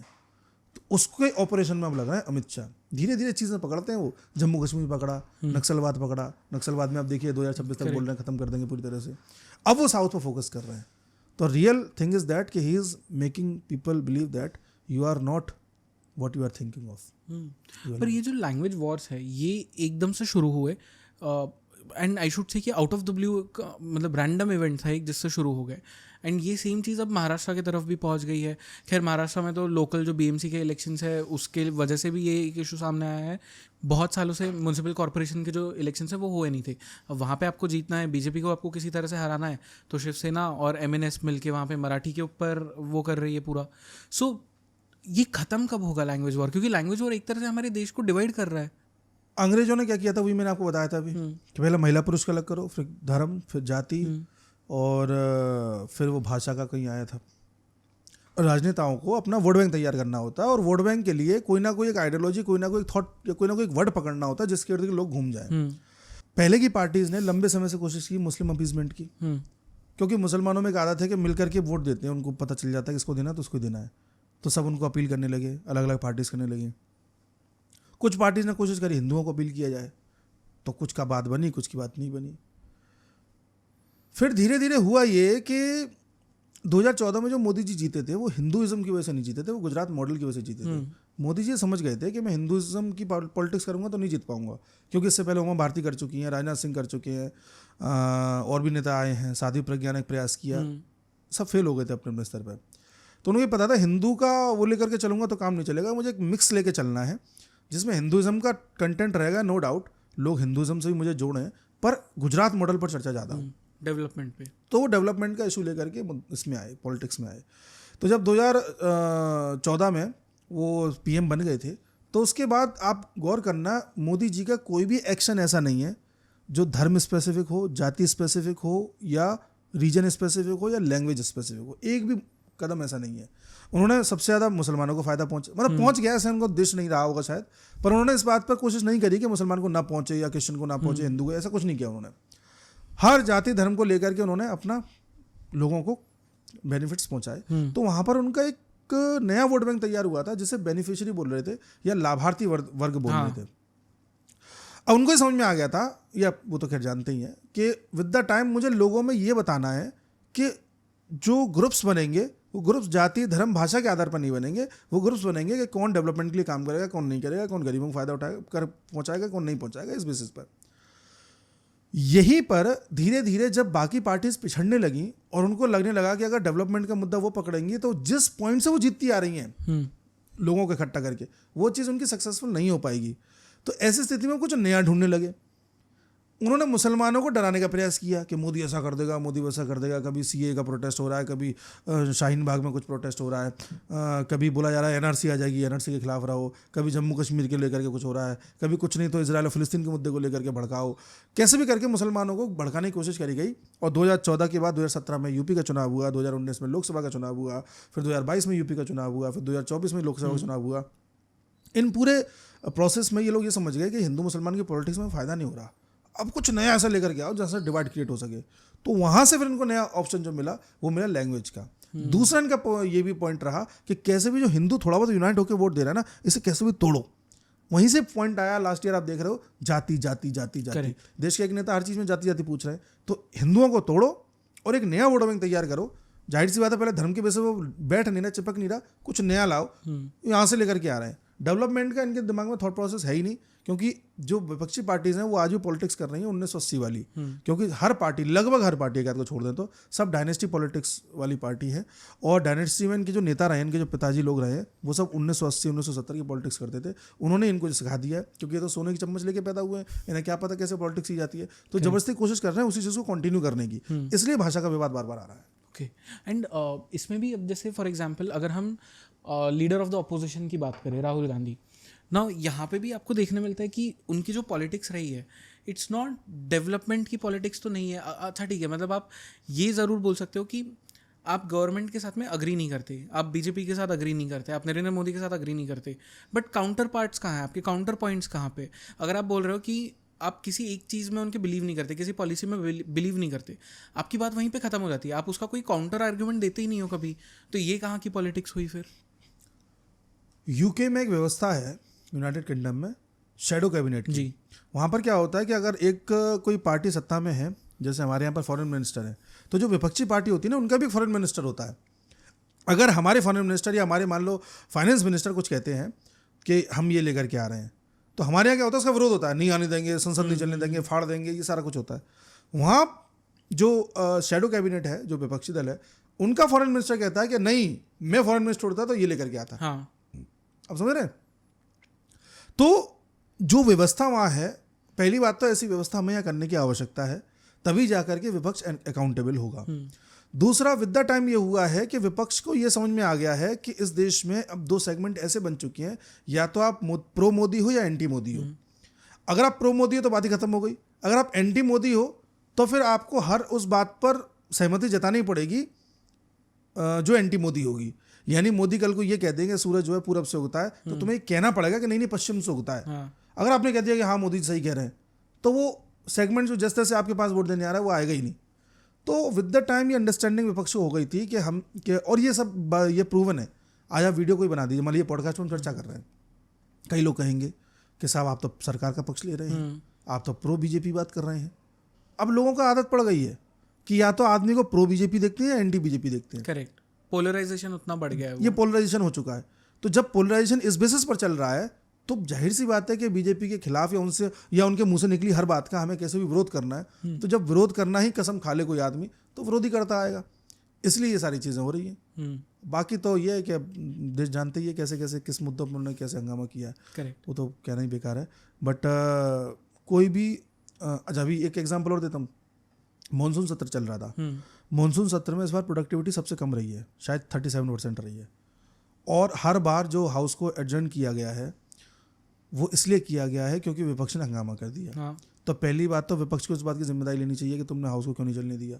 और जब हाउस अंतिम दिनों में चल रहा था, लास्ट की जो कार्रवाई हो रही थी, उस हाउस में आप देखना प्रधानमंत्री बैठे हुए हैं, राजनाथ सिंह बैठे हुए हैं, अमित शाह बैठे हुए हैं, जयशंकर साहब बैठे हुए हैं, सब बैठे हुए हैं, केवल leader of opposition Rahul Gandhi नहीं है।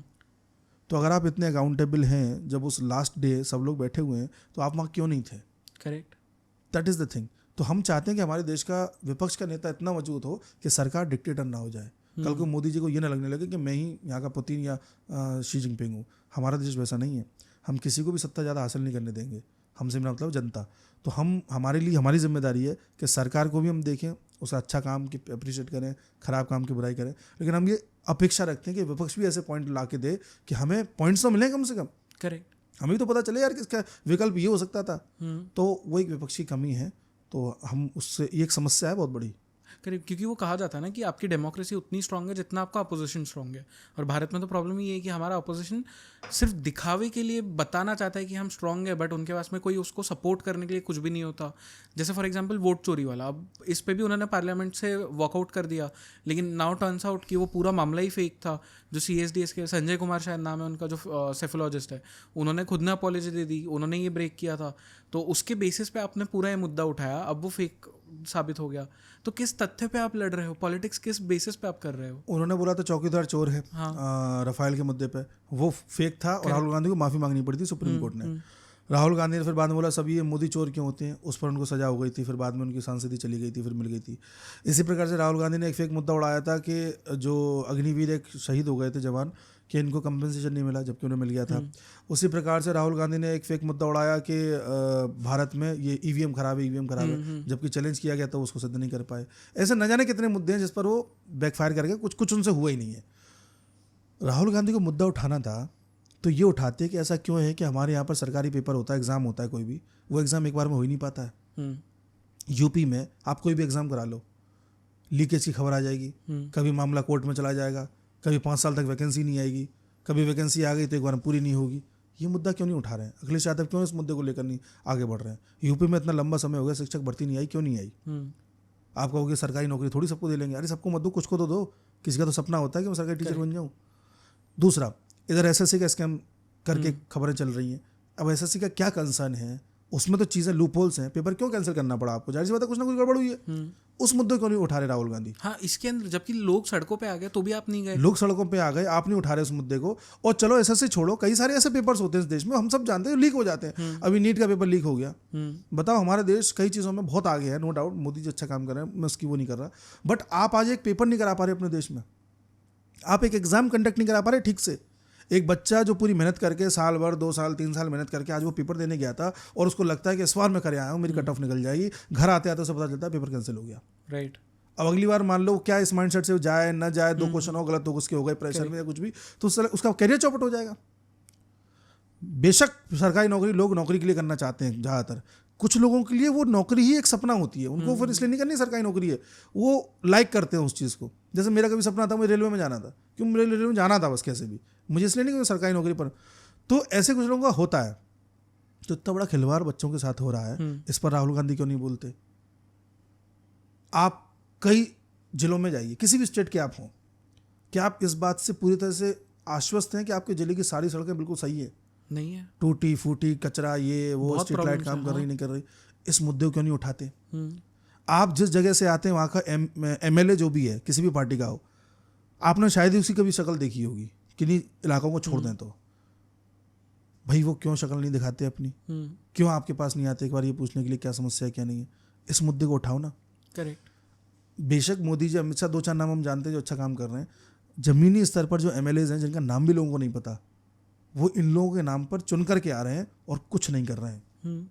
एक राजधर्म करके चैनल है जिन्होंने एक डॉक्यूमेंट्री नहीं ग्राउंड रिपोर्ट किया था बिहार से, अर्चना जी है उसमें, तो उन्होंने बिहार के लेबर्स के ऊपर वो पूरा ग्राउंड रिपोर्ट किया था। अगेन बहुत इंटरेस्टिंग सब्जेक्ट था, बहुत इंटरेस्टिंग टॉपिक था, इसे उठा सकते थे पर नहीं उठाया। ग्राउंड लेवल पे जाके आप उन लोगों से मिल के काम कर सकते थे, नहीं किया। ये मुझे समझ में नहीं आता कि पॉलिटिशियन अगर है तो इन्हें कैसे नहीं पता कि हम लोगों से वोट कैसे ले। मतलब पॉलिटिशियन का तो काम ही ये होता है ना कि आप ऐसे मुद्दे उठाओ जिस पे आपको वोट मिले। ये जब आदमी सत्ता में आ जाता है ना एक आध बार, तो विद द टाइम ऐसा हो ही जाता है कि वो कैजुअली लेने लग जाता है चीज़ों को। This is casual approach. और ज़्यादातर पॉलिटिशियन ऐसे हैं जो डायनेस्टी पॉलिटिक्स से आए हैं, तो उनको लगता है कि सब कुछ हमारी बपौती है, उन्हें पता ही नहीं है कि काम होता कैसे है। तो ये तो एक ह्यूमन साइकोलॉजी है कि जो चीज़ आसानी से मिल जाती है आदमी उसमें प्रयास नहीं करता। कुछ ही नेता होते हैं। अच्छा, पहले तो पॉलिटिक्स ये था कि पॉलिटिक्स एक पार्ट टाइम जॉब था। एक आदमी पत्रकार भी है, पॉलिटिशियन भी है, फिल्म अभिनेता भी है, पॉलिटिशियन भी है, बिजनेसमैन भी है, पॉलिटिशियन भी है, कंपनी में चल रही है और शहर का मेयर भी है। तो पॉलिटिक्स को पहले तो सेकेंडरी सब्जेक्ट मानते थे। मोदी जी ने और अमित शाह जी ने आकर के विद द टाइम ये प्रूव किया कि ये एक फुल टाइम जॉब है जिसमें आपको कम से कम 17-18 घंटे काम करना पड़ेगा। अब जो पॉलिटिशियन पहले इसको पार्ट टाइम लेते थे, दिन भर अपने काम धंधा कर रहे हैं, जो भी अपनी कंपनी है, फिल्म एक्टर हैं जो भी है, रात को शराब पी रहे हैं, फिर सो जा रहे हैं, मांस मदिरा का सेवन चल रहा है, जिनका ये रूटीन बना रहा 20 साल, 15 साल, 25 साल, उनको आप अचानक कहो कि जनता के बीच में जाके वो नहीं करेंगे। उनको पता है 2 दिन पहले वोट से कि बयान ऐसा दे दो कि पोलराइजेशन हो जाए और काम हो जाएगा। करेक्ट। इसलिए ये लोग ऐसा नहीं करते हैं। और केवल पॉलिटिशियन ही नहीं, आप किसी भी क्षेत्र में देख लो, आदमी एक बार अगर उस प्रोफेशन में आ जाता है तो एक टाइम के बाद कैजुअली लेने लगता है। ऐसे कितने पत्रकार हैं जो बहुत अच्छे से खोज करके ही वो न्यूज़ लेकर के आ रहे हैं। ऐसे कितने बॉलीवुड के स्टार्स हैं जो अपनी क्राफ्ट पे काम कर रहे हैं, अपनी कला को, एक्टिंग को सुधार रहे हैं। ऐसे कितने प्लेयर्स हैं जो लगातार काम कर रहे हैं कि मुझे अपने बैट के स्ट्रोक को अच्छा करना है। लोग नहीं करते हैं। ह्यूमन साइकोलॉजी है, जो करता है वो फिर आगे जाके वो 2-4 नाम बन जाता है जो उस इंडस्ट्री के जाने वाले नाम होते हैं। तो that is the thing. And आपका ममता बनर्जी के पॉलिटिक्स के बारे में क्या ओपिनियन है? क्योंकि एक क्लिप है जो उनकी बहुत पुरानी एक क्लिप है पार्लियामेंट के अंदर, जब वो बोल रही है कि यहाँ पे बहुत सारे इमिग्रेंट्स आ रहे हैं बांग्लादेश से और इन्हें भगाओ। शायद उस टाइम पे कम्युनिस्ट पार्टी की सरकार थी वेस्ट बंगाल में, if I am not mistaken. और आज एक समय है जब वही इमिग्रेंट्स इनके वोट बैंक बन चुके हैं। तो वक्त को पलटते हुए मैंने देखा है उस क्लिप में कि कहाँ वो एक टाइम था और कहाँ अब का टाइम है। बंगाल में 30 साल से ज़्यादा बासु साहब का शासन रहा है, कम्युनिस्ट शासन रहा है, और 30 साल में उन्होंने पूरा शासन किया ही इस बेसिस पर है कि कैसे भी करके डिवाइड क्रिएट करके रखो और जो वोट बैंक हैं, जो वर्कर्स हैं, उनके काम कराते रहो। किसी ने कुछ बोल दिया वो कर दो। तो एक वहाँ पर एक पूरा एक मशीनरी तैयार हो गई थी इस तरह की। जब लोग एंटी इनकम्बेंसी के कारण उनको हटा करके ममता बनर्जी को, कांग्रेस, ममता बनर्जी ये सब आने लगे, तो ममता बनर्जी शुरुआत में आकर के कुछ कोशिश की होंगी कि अपना कुछ वोट बैंक बनाएंगे, लेकिन विद द टाइम उन्हें ये रियलाइज़ हो गया कि अब मैं एक नई मेहनत करूँ, एक नया वोट बैंक बनाऊँ, उसको थोड़ा सा प्लीज़ कर लूँ, पूरी मशीनरी मुझे शिफ्ट हो रही है। तो वो मशीनरी इनको यहाँ शिफ्ट हो गई। अब शिफ्ट हो गई तो उसको प्लीज़ करना है। तो प्लीज़ करने हेतु उनको ये सब काम करने पड़ते हैं जो आजकल कर रही हैं, जो बयान देना, जिस तरह से दंगे वहाँ पे होते हैं उस पर चुप्पी साध लेना, आर्जिकल मेडिकल कॉलेज में क्या हुआ किसी से छुपा नहीं है। तो एक्चुअल में ये वही वाली बात है कि जब यार एक जरा सा चुप रहने से, बोलने से, करने से कुछ पूरा वोट बैंक आपको शिफ्ट हो रहा है तो क्या दिक्कत है। जो पहले लेफ्ट के गुंडे हुआ करते थे वो टीएमसी के गुंडे हो गए। तो ममता बनर्जी ने वो डेयर नहीं दिखाया जो अमित शाह केरल में दिखाना या तमिलनाडु में दिखाना चाह रहे हैं। मैंने आपसे स्टार्टिंग में बोला था कि अमित शाह ने केरल में जाके बोला कि मैं आरएसएस का कार्यकर्ता हूँ। वो चाहते चुप रहते, 4 बातें ऐसी बोलते थे जो वहाँ के लोगों को पसंद आ जाती, 2 काम ऐसे कर देते जो बिल्कुल वहाँ के लोग, या मोदी कर देते कभी किसी ज़माने में। तो ये काम करना बहुत आसान है, इससे सत्ता प्राप्त की जा सकती है, 10-20 साल गुजारे जा सकते हैं, बात खत्म हो सकती है। लेकिन जब आप एक बड़ा विजन लेके चलते हो ना, जब आपको पूरी व्यवस्था ही परिवर्तित करनी है, तब आपको फिर अपने स्टैंड पर खड़ा रहना पड़ता है। तो मैं मानता हूँ कि ममता बनर्जी ने एक अपने सेल्फिश मोटिव को सिद्ध करने के लिए जो कर सकती थी उन्होंने किया, अच्छी बात है, वो वही कर सकती थी। मतलब मेरा मतलब सेल्फिश मोटिव के लिए जो उन्होंने किया वही किया जा सकता था। उन्होंने ये हिम्मत नहीं दिखाई, ये डेयर नहीं दिखाया कि मुझे वहाँ के लोगों की स्थिति सुधारनी है। अगर वो डेयर दिखाती तो मे भी कुछ चेंजेस हो जाते। और वो एक बहुत स्ट्रांग पॉलिटिशियन है, वो हैं, उनके अंदर वो टैलेंट है कि अगर अपनी पर आ जाएं तो पूरे बंगाल को सुधार सकती है, ठीक कर सकती है, बढ़िया कर सकती है। पर वो अपनी पे आना नहीं चाह रही, उसमें मेहनत बहुत लगेगी। और उसमें एक बैकफायर होने का रिस्क भी है। अच्छा खासा एक वोट बैंक आ रहा है यार, उसमें पता नहीं क्या नए सिरे से चीज़ें करेंगे, तो एक शॉर्ट गेन पॉलिटिक्स कह सकते हैं। वरना मैं चाहता हूँ कि ममता बनर्जी एक बहुत अच्छी अपोजिशन की लीडर बन सकती हैं अगर वो संसद में होती ना, इस समय लीडर ऑफ अपोजिशन होती या किसी और बड़े पद पर अपोजिशन में होती, कुछ ना कुछ उनका वॉइस अच्छा होता, तो वो एक बहुत कुछ कर सकती थी, उनमें वो कैपेबिलिटी है। राइट। ये है। ये पता है मतलब एक चीज़ जो मैंने नोटिस की है कि अमेरिकन पॉलिटिशियंस या अमेरिका का जो सिस्टम है वर्सेस जो इंडिया का सिस्टम है, उनके अंदर एक जो दूरदर्शी वाली क्वालिटी है वो बहुत इंटरेस्टिंग है। क्योंकि मैं कुछ रिपोर्ट्स पढ़ रहा था कि 2004 में CIA को ऑलरेडी पता था कि 2014 में नरेंद्र मोदी इलेक्ट होके आने वाले हैं, क्योंकि जो उनके मुंबई में कॉन्सुलेट है अमेरिका का, वहाँ से कुछ केबल्स गए थे US वाशिंगटन गए थे CIA के पास में, जिसमें क्लियरली मेंशन था कि 2014 का इलेक्शन नरेंद्र मोदी जीतने वाले। अब ये उन्हें 10 साल पहले पता चल गया था, क्योंकि उन्होंने नरेंद्र मोदी के साथ में बैठ के मीटिंग्स की थी काफ़ी सारी, उनके पॉलिटिक्स को परखा था। पर हमारे यहाँ पे पॉलिटिशियंस और जो हमारा सिस्टम है, in fact bureaucratic system as well for that matter, ये उस लेवल पे जाके जांच पड़ताल करना ही नहीं चाहता।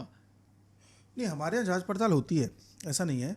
देखिए, कभी भी किसी देश में कोई नया नेता चुना जाता है तो हमारी जितनी भी इंटरनल एजेंसीज हैं, जैसे रॉ हो गई या IB हो गई या जितनी भी हैं, ये सब लोग उस नेता की साइकोलॉजिकल प्रोफाइल को एनालाइज करते हैं और पूरी एनालिसिस के बाद ये डिसीजन लेते हैं कि हमें उस देश के साथ पॉलिसी कैसी रखनी है। इसका एक एग्जांपल मैं आपको देता हूँ।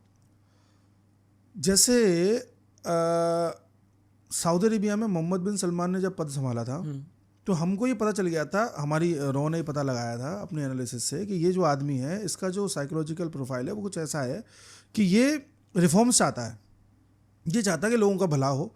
ये पूरी जो सऊदी अरेबिया की इकोनॉमी केवल तेल पर डिपेंडेंट हो गई है, तेल पर डिपेंडेंट ना रहे, और इसमें नए नए डायमेंशंस बने, एक नए शहर बने, ऐसे कुछ नए आयाम बने जिससे कि लोगों को नए सोर्सेज मिले। तो ये हमें पता था कि आदमी साइकोलॉजी का है। हमने कहा ठीक है, इस आदमी का इसी वे में फ़ायदा उठाएंगे। कोई और इससे पहले जो आ रहे थे वो सब रेडिकल थे। मैं ठीक है। तो जब हमको ये पता था कि हमें धारा 370 हटानी है, धारा 370 हटाने के लिए हमने पूरा एक 2013 से पूरा प्लान किया, 14 से सॉरी प्लान किया था कि कैसे हटेगी।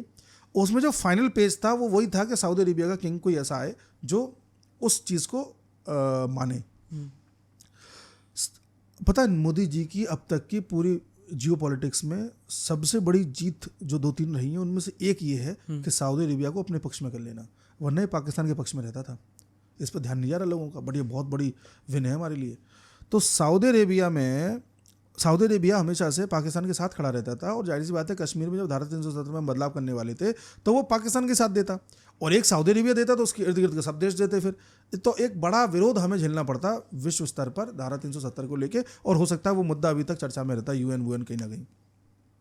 तो हमें पता चला कि मोहम्मद बिन सलमान इस साइकोलॉजी का व्यक्ति है। तो हमने, हमारी जितने भी इंटरनल सोर्सेज हैं, उन्होंने जा करके मोहम्मद बिन सलमान को बोला कि देखो भाई, हम कश्मीर में ऐसा कुछ करने का सोच रहे हैं, और इसमें हमारा उद्देश्य ये है कि वहाँ के मुसलमान को हम इन्वेस्टमेंट दें, टूरिज़्म दें, उसकी आय को बढ़ाएं, उसके लिए अच्छे सोर्सेज पैदा करें, और जो रेडिकल माइंडसेट वहाँ क्रिएट हो रहा है जिससे सिर्फ एक लड़का वहाँ पे स्टोन पेल्टर बनना है या फिर बाद में जाके आतंकी बन जा रहा है, वो सब ना रह करके वहाँ पर पढ़ाई को और रोजगार के लिए आगे बढ़े। तो ये हमारा एक विजन है। उसको जब हमने डिटेल में समझाया तो बड़ा खुश हुआ। उसने कहा मेरा ही विजन कुछ सऊदी को लेकर के ऐसा है। तो उसने हमसे एश्योरेंस मांगा कि अच्छा आप एश्योर करिए कि आप अगर ऐसा कर देंगे तो फिर वहाँ पर डेवलपमेंट होगा। हमने कहा बिल्कुल है, आप चेक करिएगा। जब हमने उसे कॉन्फिडेंस में ले लिया, उसके बाद हमने काम किया, और इसलिए आप देख रहे हैं कि धारा 370 में बदलाव के बाद सऊदी अरेबिया हमारे साथ खड़ा था। और कुछ समय बाद आपने देखा था कि सऊदी अरेबिया का एक डेलीगेशन जम्मू कश्मीर आया भी था और इन्वेस्टमेंट करके भी गया है। तो हम एक इतना बड़ा फैसला जो लिए थे, उसमें हमने किसी देश के नेता का साइकोलॉजिकल एनालिसिस किया, उसके बाद हमने ये डिसीजन लिया कि हमें ये काम करना कैसे। तो हम भी इस काम को करते हैं, नो डाउट, बट कई चीज़ें हम उजागर नहीं करते, और कुछ चीज़ें अमेरिका को इसलिए भी पता होती है क्योंकि वो खुद करा रहा होता है उन चीज़ों को। हमारे देश में ज़्यादातर जो सो कॉल्ड आंदोलन वगैरह होते हैं वो ज़्यादातर फंडेड रहते हैं, तो अमेरिका को पता है वो कब किस आंदोलन से क्या करवाएगा, तो इसलिए वो भी ज़्यादा अच्छे से वो एनालिसिस कर पाता है। करेक्ट। एंड जो अखंड भारत की हम बात करते हैं, आपको लगता है ये कभी पूरा हो पाएगा? वो जो एक अखंड भारत का मैप है, हम हमारे लाइफ टाइम्स में वो मैप रियली देख पाएंगे? देखिए, ये बड़ा इस पर जवाब नहीं दिया जा सकता कि होगा नहीं होगा, बट ये ज़रूर कहा जा सकता है कि भारत बहुत जल्द 2050 तक, मे बी 55-60 तक वो पोजीशन प्राप्त कर लेगा जहाँ पर देश भारत की बात सुन करके अपने डिसीजंस लेना चाहेंगे। तो जहां आपके देश को लोग इतना सम्मान देने लगे हैं कि अपने डिसीजंस आपसे पूछ के करें, जैसे भूटान करता है आज की डेट में, तो यही अखंड भारत की संकल्पना है। इस बात के चांसेस बहुत कम है कि कोई देश अपनी इंडिपेंडेंस को छोड़ करके आप में मिलेगा, क्योंकि ये थोड़ा मुश्किल लगता है। लेकिन अखंड भारत ऐसा जरूर हो सकता है कि हमारे अड़ोस पड़ोस में दूर दूर तक देश उसी तरह से पॉलिसीज बनाए जैसा हम बना रहे हों, और हम किसी को मजबूर नहीं करेंगे, हम किसी के यहाँ बम फुड़वा के ऐसे काम नहीं करवाएंगे, और ना ही किसी के यहाँ युद्ध करवा के करवाएंगे। हमारा वे ऑफ डेवलपमेंट ऐसा रहेगा कि वो देशों के लिए मॉडल बनेगा। तो जब देश आपको आदर्श मान करके अपनी पॉलिसी बनाए, तो ये भी एक तरीके से अखंड भारत जैसा ही कुछ है। एंड इसमें सबसे बड़ी बाधाएं कौन सी आएंगी? ये पूरी तरह से सबसे बड़ी बाधा तो उन देशों से आएंगी जो भी शीर्ष पर हैं। यूएसए इस चीज़ को कैसे होने देगा? आप अपना तेल बेचने लगे रिफाइन करके, दूसरे नंबर पर आप आ गए, तो उसमें तो उसने टैरिफ लगा दिया आप पर। तो बाधाएं यूएस की तरफ से आएंगी, चाइना की तरफ से आएंगी, और मे बी कोई और देश कल को उभरता है तो उसकी तरफ से भी आ सकती हैं। इन देशों की तरफ से बाधाएं आएंगी, लेकिन इन देशों को आज देखो भारत कर क्या रहा है। दुनिया ये देख रही है कि भारत किसी भी युद्ध के पक्ष में नहीं है। दुनिया ये भी देख रही है कि भारत कभी क्लेम नहीं करता किसी और की किसी और का क्षेत्रफल हमारा, एरिया हमारा है। दुनिया ये भी देख रही है कि भारत बैलेंस बड़ा अच्छा बनाता है, और दुनिया ये भी देख रही है कि भारत मदद करने में सबसे पहले पहुंचता है। टर्की में ऑपरेशन दोस्त चलाना हो, या अगल बगल के देशों की मदद करना हो, कभी किसी का पानी। बांग्लादेश में भी अभी जब वो एक एयरक्राफ्ट गिरा था, जेट था शायद, तभी भी इंडिया ने तुरंत हेल्प की थी, है ना। तो वो हम करते आए। तो इस वजह से दुनिया ये देख रही है कि भारत कैसे कैरी कर रहा है अपने आप को। भारत को कुछ नहीं करना, बस इन डिस्टर्बेंसेस से बचते हुए, अमेरिका चाइना के डिस्टर्बेंसेस से बचते हुए, और अपने देश में कोई गलत नेता हम ऐसा ना चुन लें जो सब कुछ मटिया प्लेत कर दे, ऐसा भी ना हो। और हमारे देश का युवा जो अभी जिन चीज़ों का एडिक्टेड होता जा रहा है, वो एक बहुत बड़ा हमारी चैलेंज हो सकता है। वरना जिस दिशा में हम बढ़ रहे हैं, हम अगर इसी दिशा में बढ़ते बढ़ते अपनी इकोनॉमी को टॉप 2 में ले आते हैं, तो वो अपने आप में आदर्श बन। उगते सूरज को हर कोई सलाम करता है। अगर हम इस पॉलिसी को रखते हुए अपने आप को ऊपर ले आते हैं, तो दुनिया के लिए एक नया मॉडल बन के आएगा। क्योंकि अभी तक जो भी देश डेवलप्ड हुए हैं, वो किसी ना किसी के अंडर में हुए हैं, कोई अपने दम पे नहीं हुआ है, कोई भी नहीं हुआ है। तो हम ऐसे देश होंगे जो किसी की अंडर में नहीं हो रहे हैं। ना तो ऐसा कोई कह सकता कि ये तो रशिया का बी पार्टनर था इसलिए हो गया, या चाइना का बी पार्टनर था इसलिए हो गया, या यूएसए का हाथ था इसलिए हो गया। नहीं भैया, हमारी स्थिति ऐसी थी कि जिस दिन जयशंकर साहब को यूएस को जवाब देना था, उन्होंने जवाब भी दिया। जब हमें पुतिन के यहाँ जा करके बोलना था कि this is not the era of war, तो हमने वो भी बोला था। जब हमको चाइना के साथ तकरार करनी थी, तो गलवान में 4 साल तक उसके सामने खड़े रहते, और जब हटे तो फिर आज उसके साथ मिलकर के अमेरिका के खिलाफ भी काम कर रहे हैं, एक तरीके से जो भी डिडोलराइजेशन है। तो दुनिया ये देख रही है कि इंडिया ऐसा देश है जो बिना किसी से अलाइंड हुए, अपने हितों को ध्यान में रखते हुए, बिना किसी पर गोली चलाए, बिना किसी की धरती पर क्लेम किए, अपने आदर्शों को, अपनी इतिहास को, अपनी संस्कृति को जागृत करते हुए अपने आप को उठा रहा है। तो हम भी ऐसे करें ना, समझ रहे हो आप? तो हम दुनिया को नए आदर्श दे रहे हैं। इन आदर्शों में हिंड्रेंसेस ये ऊपर के 2-3 देश बनेंगे। एक, कोई खराब लीडरशिप बन सकती है। तीसरा, जो युवा है, जिस तरह से रील्स का, नशे का, इन सब का एडिक्ट होता जा रहा है, जिस हिसाब से हमारा युवा बहुत ज़्यादा ओवर एस्पिरेशनल हो गया है कि कभी वो एस्पिरेशंस पूरी नहीं हो पाती तो वो गलत कदम उठा लेता है। हमें अपने युवा को थोड़ा सा वो करना पड़ेगा। तो अगर हम उसको दिशा दे देते हैं युवा को, तो उसकी एनर्जी देश की इकोनॉमी को बढ़ाएगी। और अगर हम पुराने इतिहास को, संस्कृति को अपने को पुनर्जीवित कर लेते हैं, तो दुनिया के लिए हम नया मॉडल बनेंगे। तब दुनिया हम जैसे चल रहे होंगे वैसे चलेगी। एंड अगर हम जियोपॉलिटिकली देखिए तो इंडिया के लिए टॉप 3 ऐसे कौन से देश है जो हमारे एलाइज हम कह सकते हैं, दोस्त भी नहीं, एलाइज? देखिए, भारत किसी को इस तरह से एलाई नहीं कहता, किसी का एलाई भारत नहीं है। स्ट्रेटेजिक एलाइज हो सकते हैं, जैसे किसी विशेष उद्देश्य के लिए हम मिलकर काम कर रहे हैं, लेकिन एज सच कोई एलाई हमारा नहीं है। और जियो पॉलिटिक्स में कोई भी किसी का दोस्त या कोई भी किसी का एलाई या दुश्मन नहीं होता। इसराइल भी नहीं? इसराइल भी नहीं है। इसराइल भी कारण ये है कि अगर इसराइल हमारा एलाई होता तो हम उसकी हर बात में हाँ मिलाते ना। लेकिन जब फिलिस्तीन के साथ मुद्दा हुआ था, तो हमने कई मैटर्स में पिछले 4-5 साल में कई ऐसे मैटर्स हुए हैं जहां हमने कुछ मुद्दों पर फिलिस्तीन के पक्ष में वोट दिया है और कुछ मुद्दों पर इसराइल के में दिया है। जैसे इसराइल पर जब हमास ने हमला किया था 2023 के अक्टूबर में, तब हमने इसराइल के साथ दिया था कि इसराइल के ऊपर जो हमला हुआ है वो ठीक नहीं है।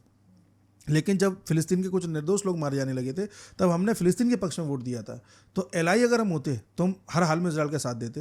हम कई बार वोटिंग से एब्सटेन भी किए हैं, हमने वोट न देना चुना। तो एलाई हम नहीं है। लेकिन हाँ ये है कि हम अपने हितों को ध्यान में रखते हुए चीज़ें कर रहे हैं ऊपर नीचे। चाइना को ही देख लीजिए, अभी चाइना के बिल्कुल गलवान में खड़े हुए थे आमने सामने, अब चाइना और हम कई मुद्दों पर साथ आ गए हैं। तो ये होता रहता है जियोपॉलिटिक्स में, और भारत की सबसे बड़ी ताकत यही है कि किसी की लड़ाई नहीं है। तो आने वाले मतलब लेट्स से कि अगर हम एक 25 साल का रोड मैप ली और तब तक शायद 2047 भी पार हो चुका होगा, तो वो गोल भी एक हमारा कंप्लीट हो जाएगा। जियोपॉलिटिकली आप 25 सालों में इंडिया को कहाँ देखते हैं? जियोपॉलिटिकली इंडिया को 25 सालों में ऐसी स्थिति में देखते हैं जहां पर इंडिया दुनिया को ये बता रहा होगा कि विकास के नए आयाम क्या हैं, और एक्चुअल में वो कुछ भी नए नहीं होंगे, वो हमारे पुराने ही होंगे, जिनको हम दोबारा से जीवित करके दुनिया को एक तरीके से एक 2.0 वर्जन में दिखा रहे होंगे, है ना। और एक तो ये है, दूसरा ये है कि ये जो वेस्टर्न हेजिमनी है ये ध्वस्त होती हुई दिखेगी, क्योंकि इन्होंने जो पूरा एक ऑरा बनाया था ना, फेक, पूरा फेक है इनका। यूएस ने डॉलर छाप छाप के आईटी इंडस्ट्री को बूम करा, है ना, अस्पतालों से ये वसूल पूरा का पूरा सारा कुछ। हम एक नया ऐसा सिस्टम बनाएंगे जिसमें इस दुनिया में ज़्यादातर चीज़ें घर में ही सॉल्व हो जाएं, जैसे हमारी पहले हो रही थी। हम उस तरफ आगे बढ़ेंगे। हम एक ऐसा युवा बनाएंगे, अगर हम सक्सेसफुल होते हैं, मतलब हमसे मेरा मतलब हमारा देश एक ऐसा युवा, जो युवा अपनी रीजनल लैंग्वेज बोलने में भी गर्व महसूस करे, जो युवा अंग्रेजी बोलने में भी गर्व महसूस करे, जो युवा टेक्निकली बहुत साउंड हो, जो युवा हमारे वेदों के बारे में जानता हो, जो युवा ये जानता हो कि हमारे यहाँ पर हर समस्या का समाधान था, हम ये कहाँ गोलों के चक्कर में फंस गए।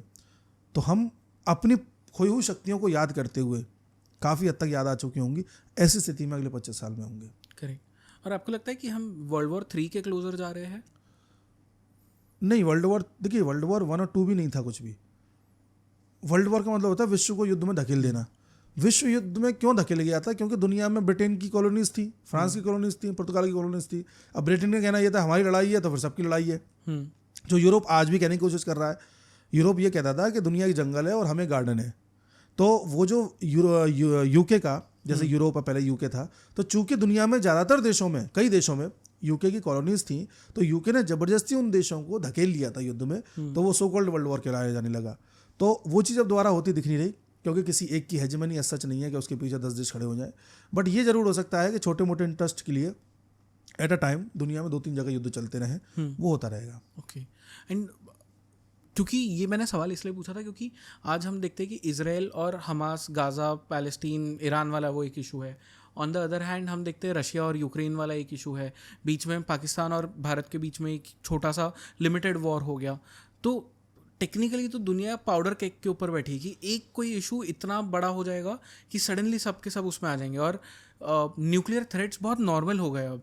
पहले तो ऐसा था कि न्यूक्लियर वेपन्स को आप डिटरेंस की तरह यूज़ कर रहे थे, बट नाउ वो एक ऐसा दौर आ गया है जहाँ पे हम न्यूक्लियर एक्चुअल थ्रेट्स दे रहे हैं एक दूसरे को। देखिए, यूक्रेन और रशिया का जो युद्ध चला, उस युद्ध से बड़ा एग्जाम्पल क्या हो सकता है कि न्यूक्लियर का यूज़ कभी नहीं होगा। आप ये चीज़ देखिए, जितने बड़े बारूद पर रशिया और यूक्रेन बैठे हुए हैं, यूक्रेन के पीछे यूरोप खड़ा है, यूरोप के पीछे अमेरिका खड़ा है, ठीक है, एक तरफ ये पूरा ब्लॉक है, एक तरफ रशिया है। इसमें तो कुछ नहीं हुआ, छोटे स्केल पर वॉर चल रहा है, कंटिन्यू है, कोई दिक्कत नहीं है। तो ये सिर्फ धमकीबाजी है और कुछ नहीं है। कभी ऐसा नहीं होगा कि कोई किसी पर न्यूक्लियर बम गिराए। केवल पाकिस्तान से मुझे उम्मीद लगती है कि कई बार कि पागलपंती कर सकते हैं, लेकिन इससे पहले वो कुछ करेंगे, हम पे पूरा इलाज उसका है। बाकी दुनिया में कोई देश ऐसा काम नहीं करेगा। ये वॉर जितने भी चलाए जाते हैं वो सब चलाए जाते हैं अपनी किसी इंडस्ट्री को बूम कराने के लिए। कहीं पर डिफेंस इंडस्ट्री को कराना है, कहीं पर रेयर अर्थ मिनरल की इंडस्ट्री को कराना है, कहीं पर जो है सत्ता परिवर्तन कराना है, तो कहीं पर जो है किसी की करेंसी को नीचे करना है। जब उद्देश्य ये हो तो बम गिरा के आप चीज़ें ख़त्म क्यों करोगे, है ना। रशिया चाहे तो यूक्रेन को 2 दिन में ख़त्म कर दे, उसको कोई दिक्कत नहीं है, बट उससे वो सॉल्यूशन नहीं निकलेगा ना जिस वजह से युद्ध स्टार्ट किया है। ये युद्ध स्टार्ट इसलिए नहीं किए जा रहे हैं किसी देश को ख़त्म करना है, नफरत है उस देश से। युद्ध स्टार्ट किए जा रहे हैं किसी और पर्पज़ से। तो जब तक उस युद्ध से वो पर्पज़ फुलफिल होता रहेगा, कभी ऐसा नहीं होगा कि कोई युद्ध इतना बड़ा हो जाए कि कोई बम गिरा दे किसी पर। तो एक्चुअल में ये है। ओके अंकित जी, ये कॉन्वर्जेसन करके मुझे बहुत मज़ा आया, क्योंकि जियोपॉलिटिक्स एंड पॉलिटिक्स का एक बहुत रेयर कॉम्बिनेशन वाला कॉन्वर्जेसन था ये, and we discussed everything literally. तो इस कॉन्वर्जेसन के लिए थैंक यू। आई थिंक कि हमें एक और इसका पार्ट कभी करना चाहिए ज़रूर, जिसमें हम यूपीएससी की भी बातें करें, स्टूडेंट्स की बातें करें, क्योंकि वो भी एक एस्पेक्ट है जिसके बारे में I have done few podcast in the past. और ब्यूरोक्रेसी को लेकर इंडिया में लोगों की बहुत कंप्लेंट्स भी है, तो उन सब चीज़ों पर डिस्कशन करेंगे। बट इस कॉन्वर्जेसन के लिए thank you so much. Thank you so much, आपने बुलाया, इतने अच्छे से आपने रिसीव किया, आपकी मेहमान नवाजी बहुत ही अच्छी है और मेरा बड़ा मन है कि आपसे दोबारा मुलाकात हो और हम और सीरीज़ ऐसी लेकर के आएँ। डेफिनेटली, क्योंकि आई थिंक आपके साथ में अभी जितना मैंने बात किया, आई फील कि मैं बहुत सारे सब्जेक्ट्स हैं जिन पे आपके साथ बात कर सकता हूँ, बिकॉज हम ऑफ द कैमरा भी बात कर रहे थे, आपको पढ़ने का भी बहुत शौक है, प्लस आप यूपीएससी के टीचर है, तो आपको वो एक करंट अफेयर्स का नॉलेज तो है ही, तो एक रेयर कॉम्बिनेशन है वो, और बहुत सारे ऐसे हम पॉडकास्ट कर सकते हैं। So thank you so much. Thank you so much, thank you.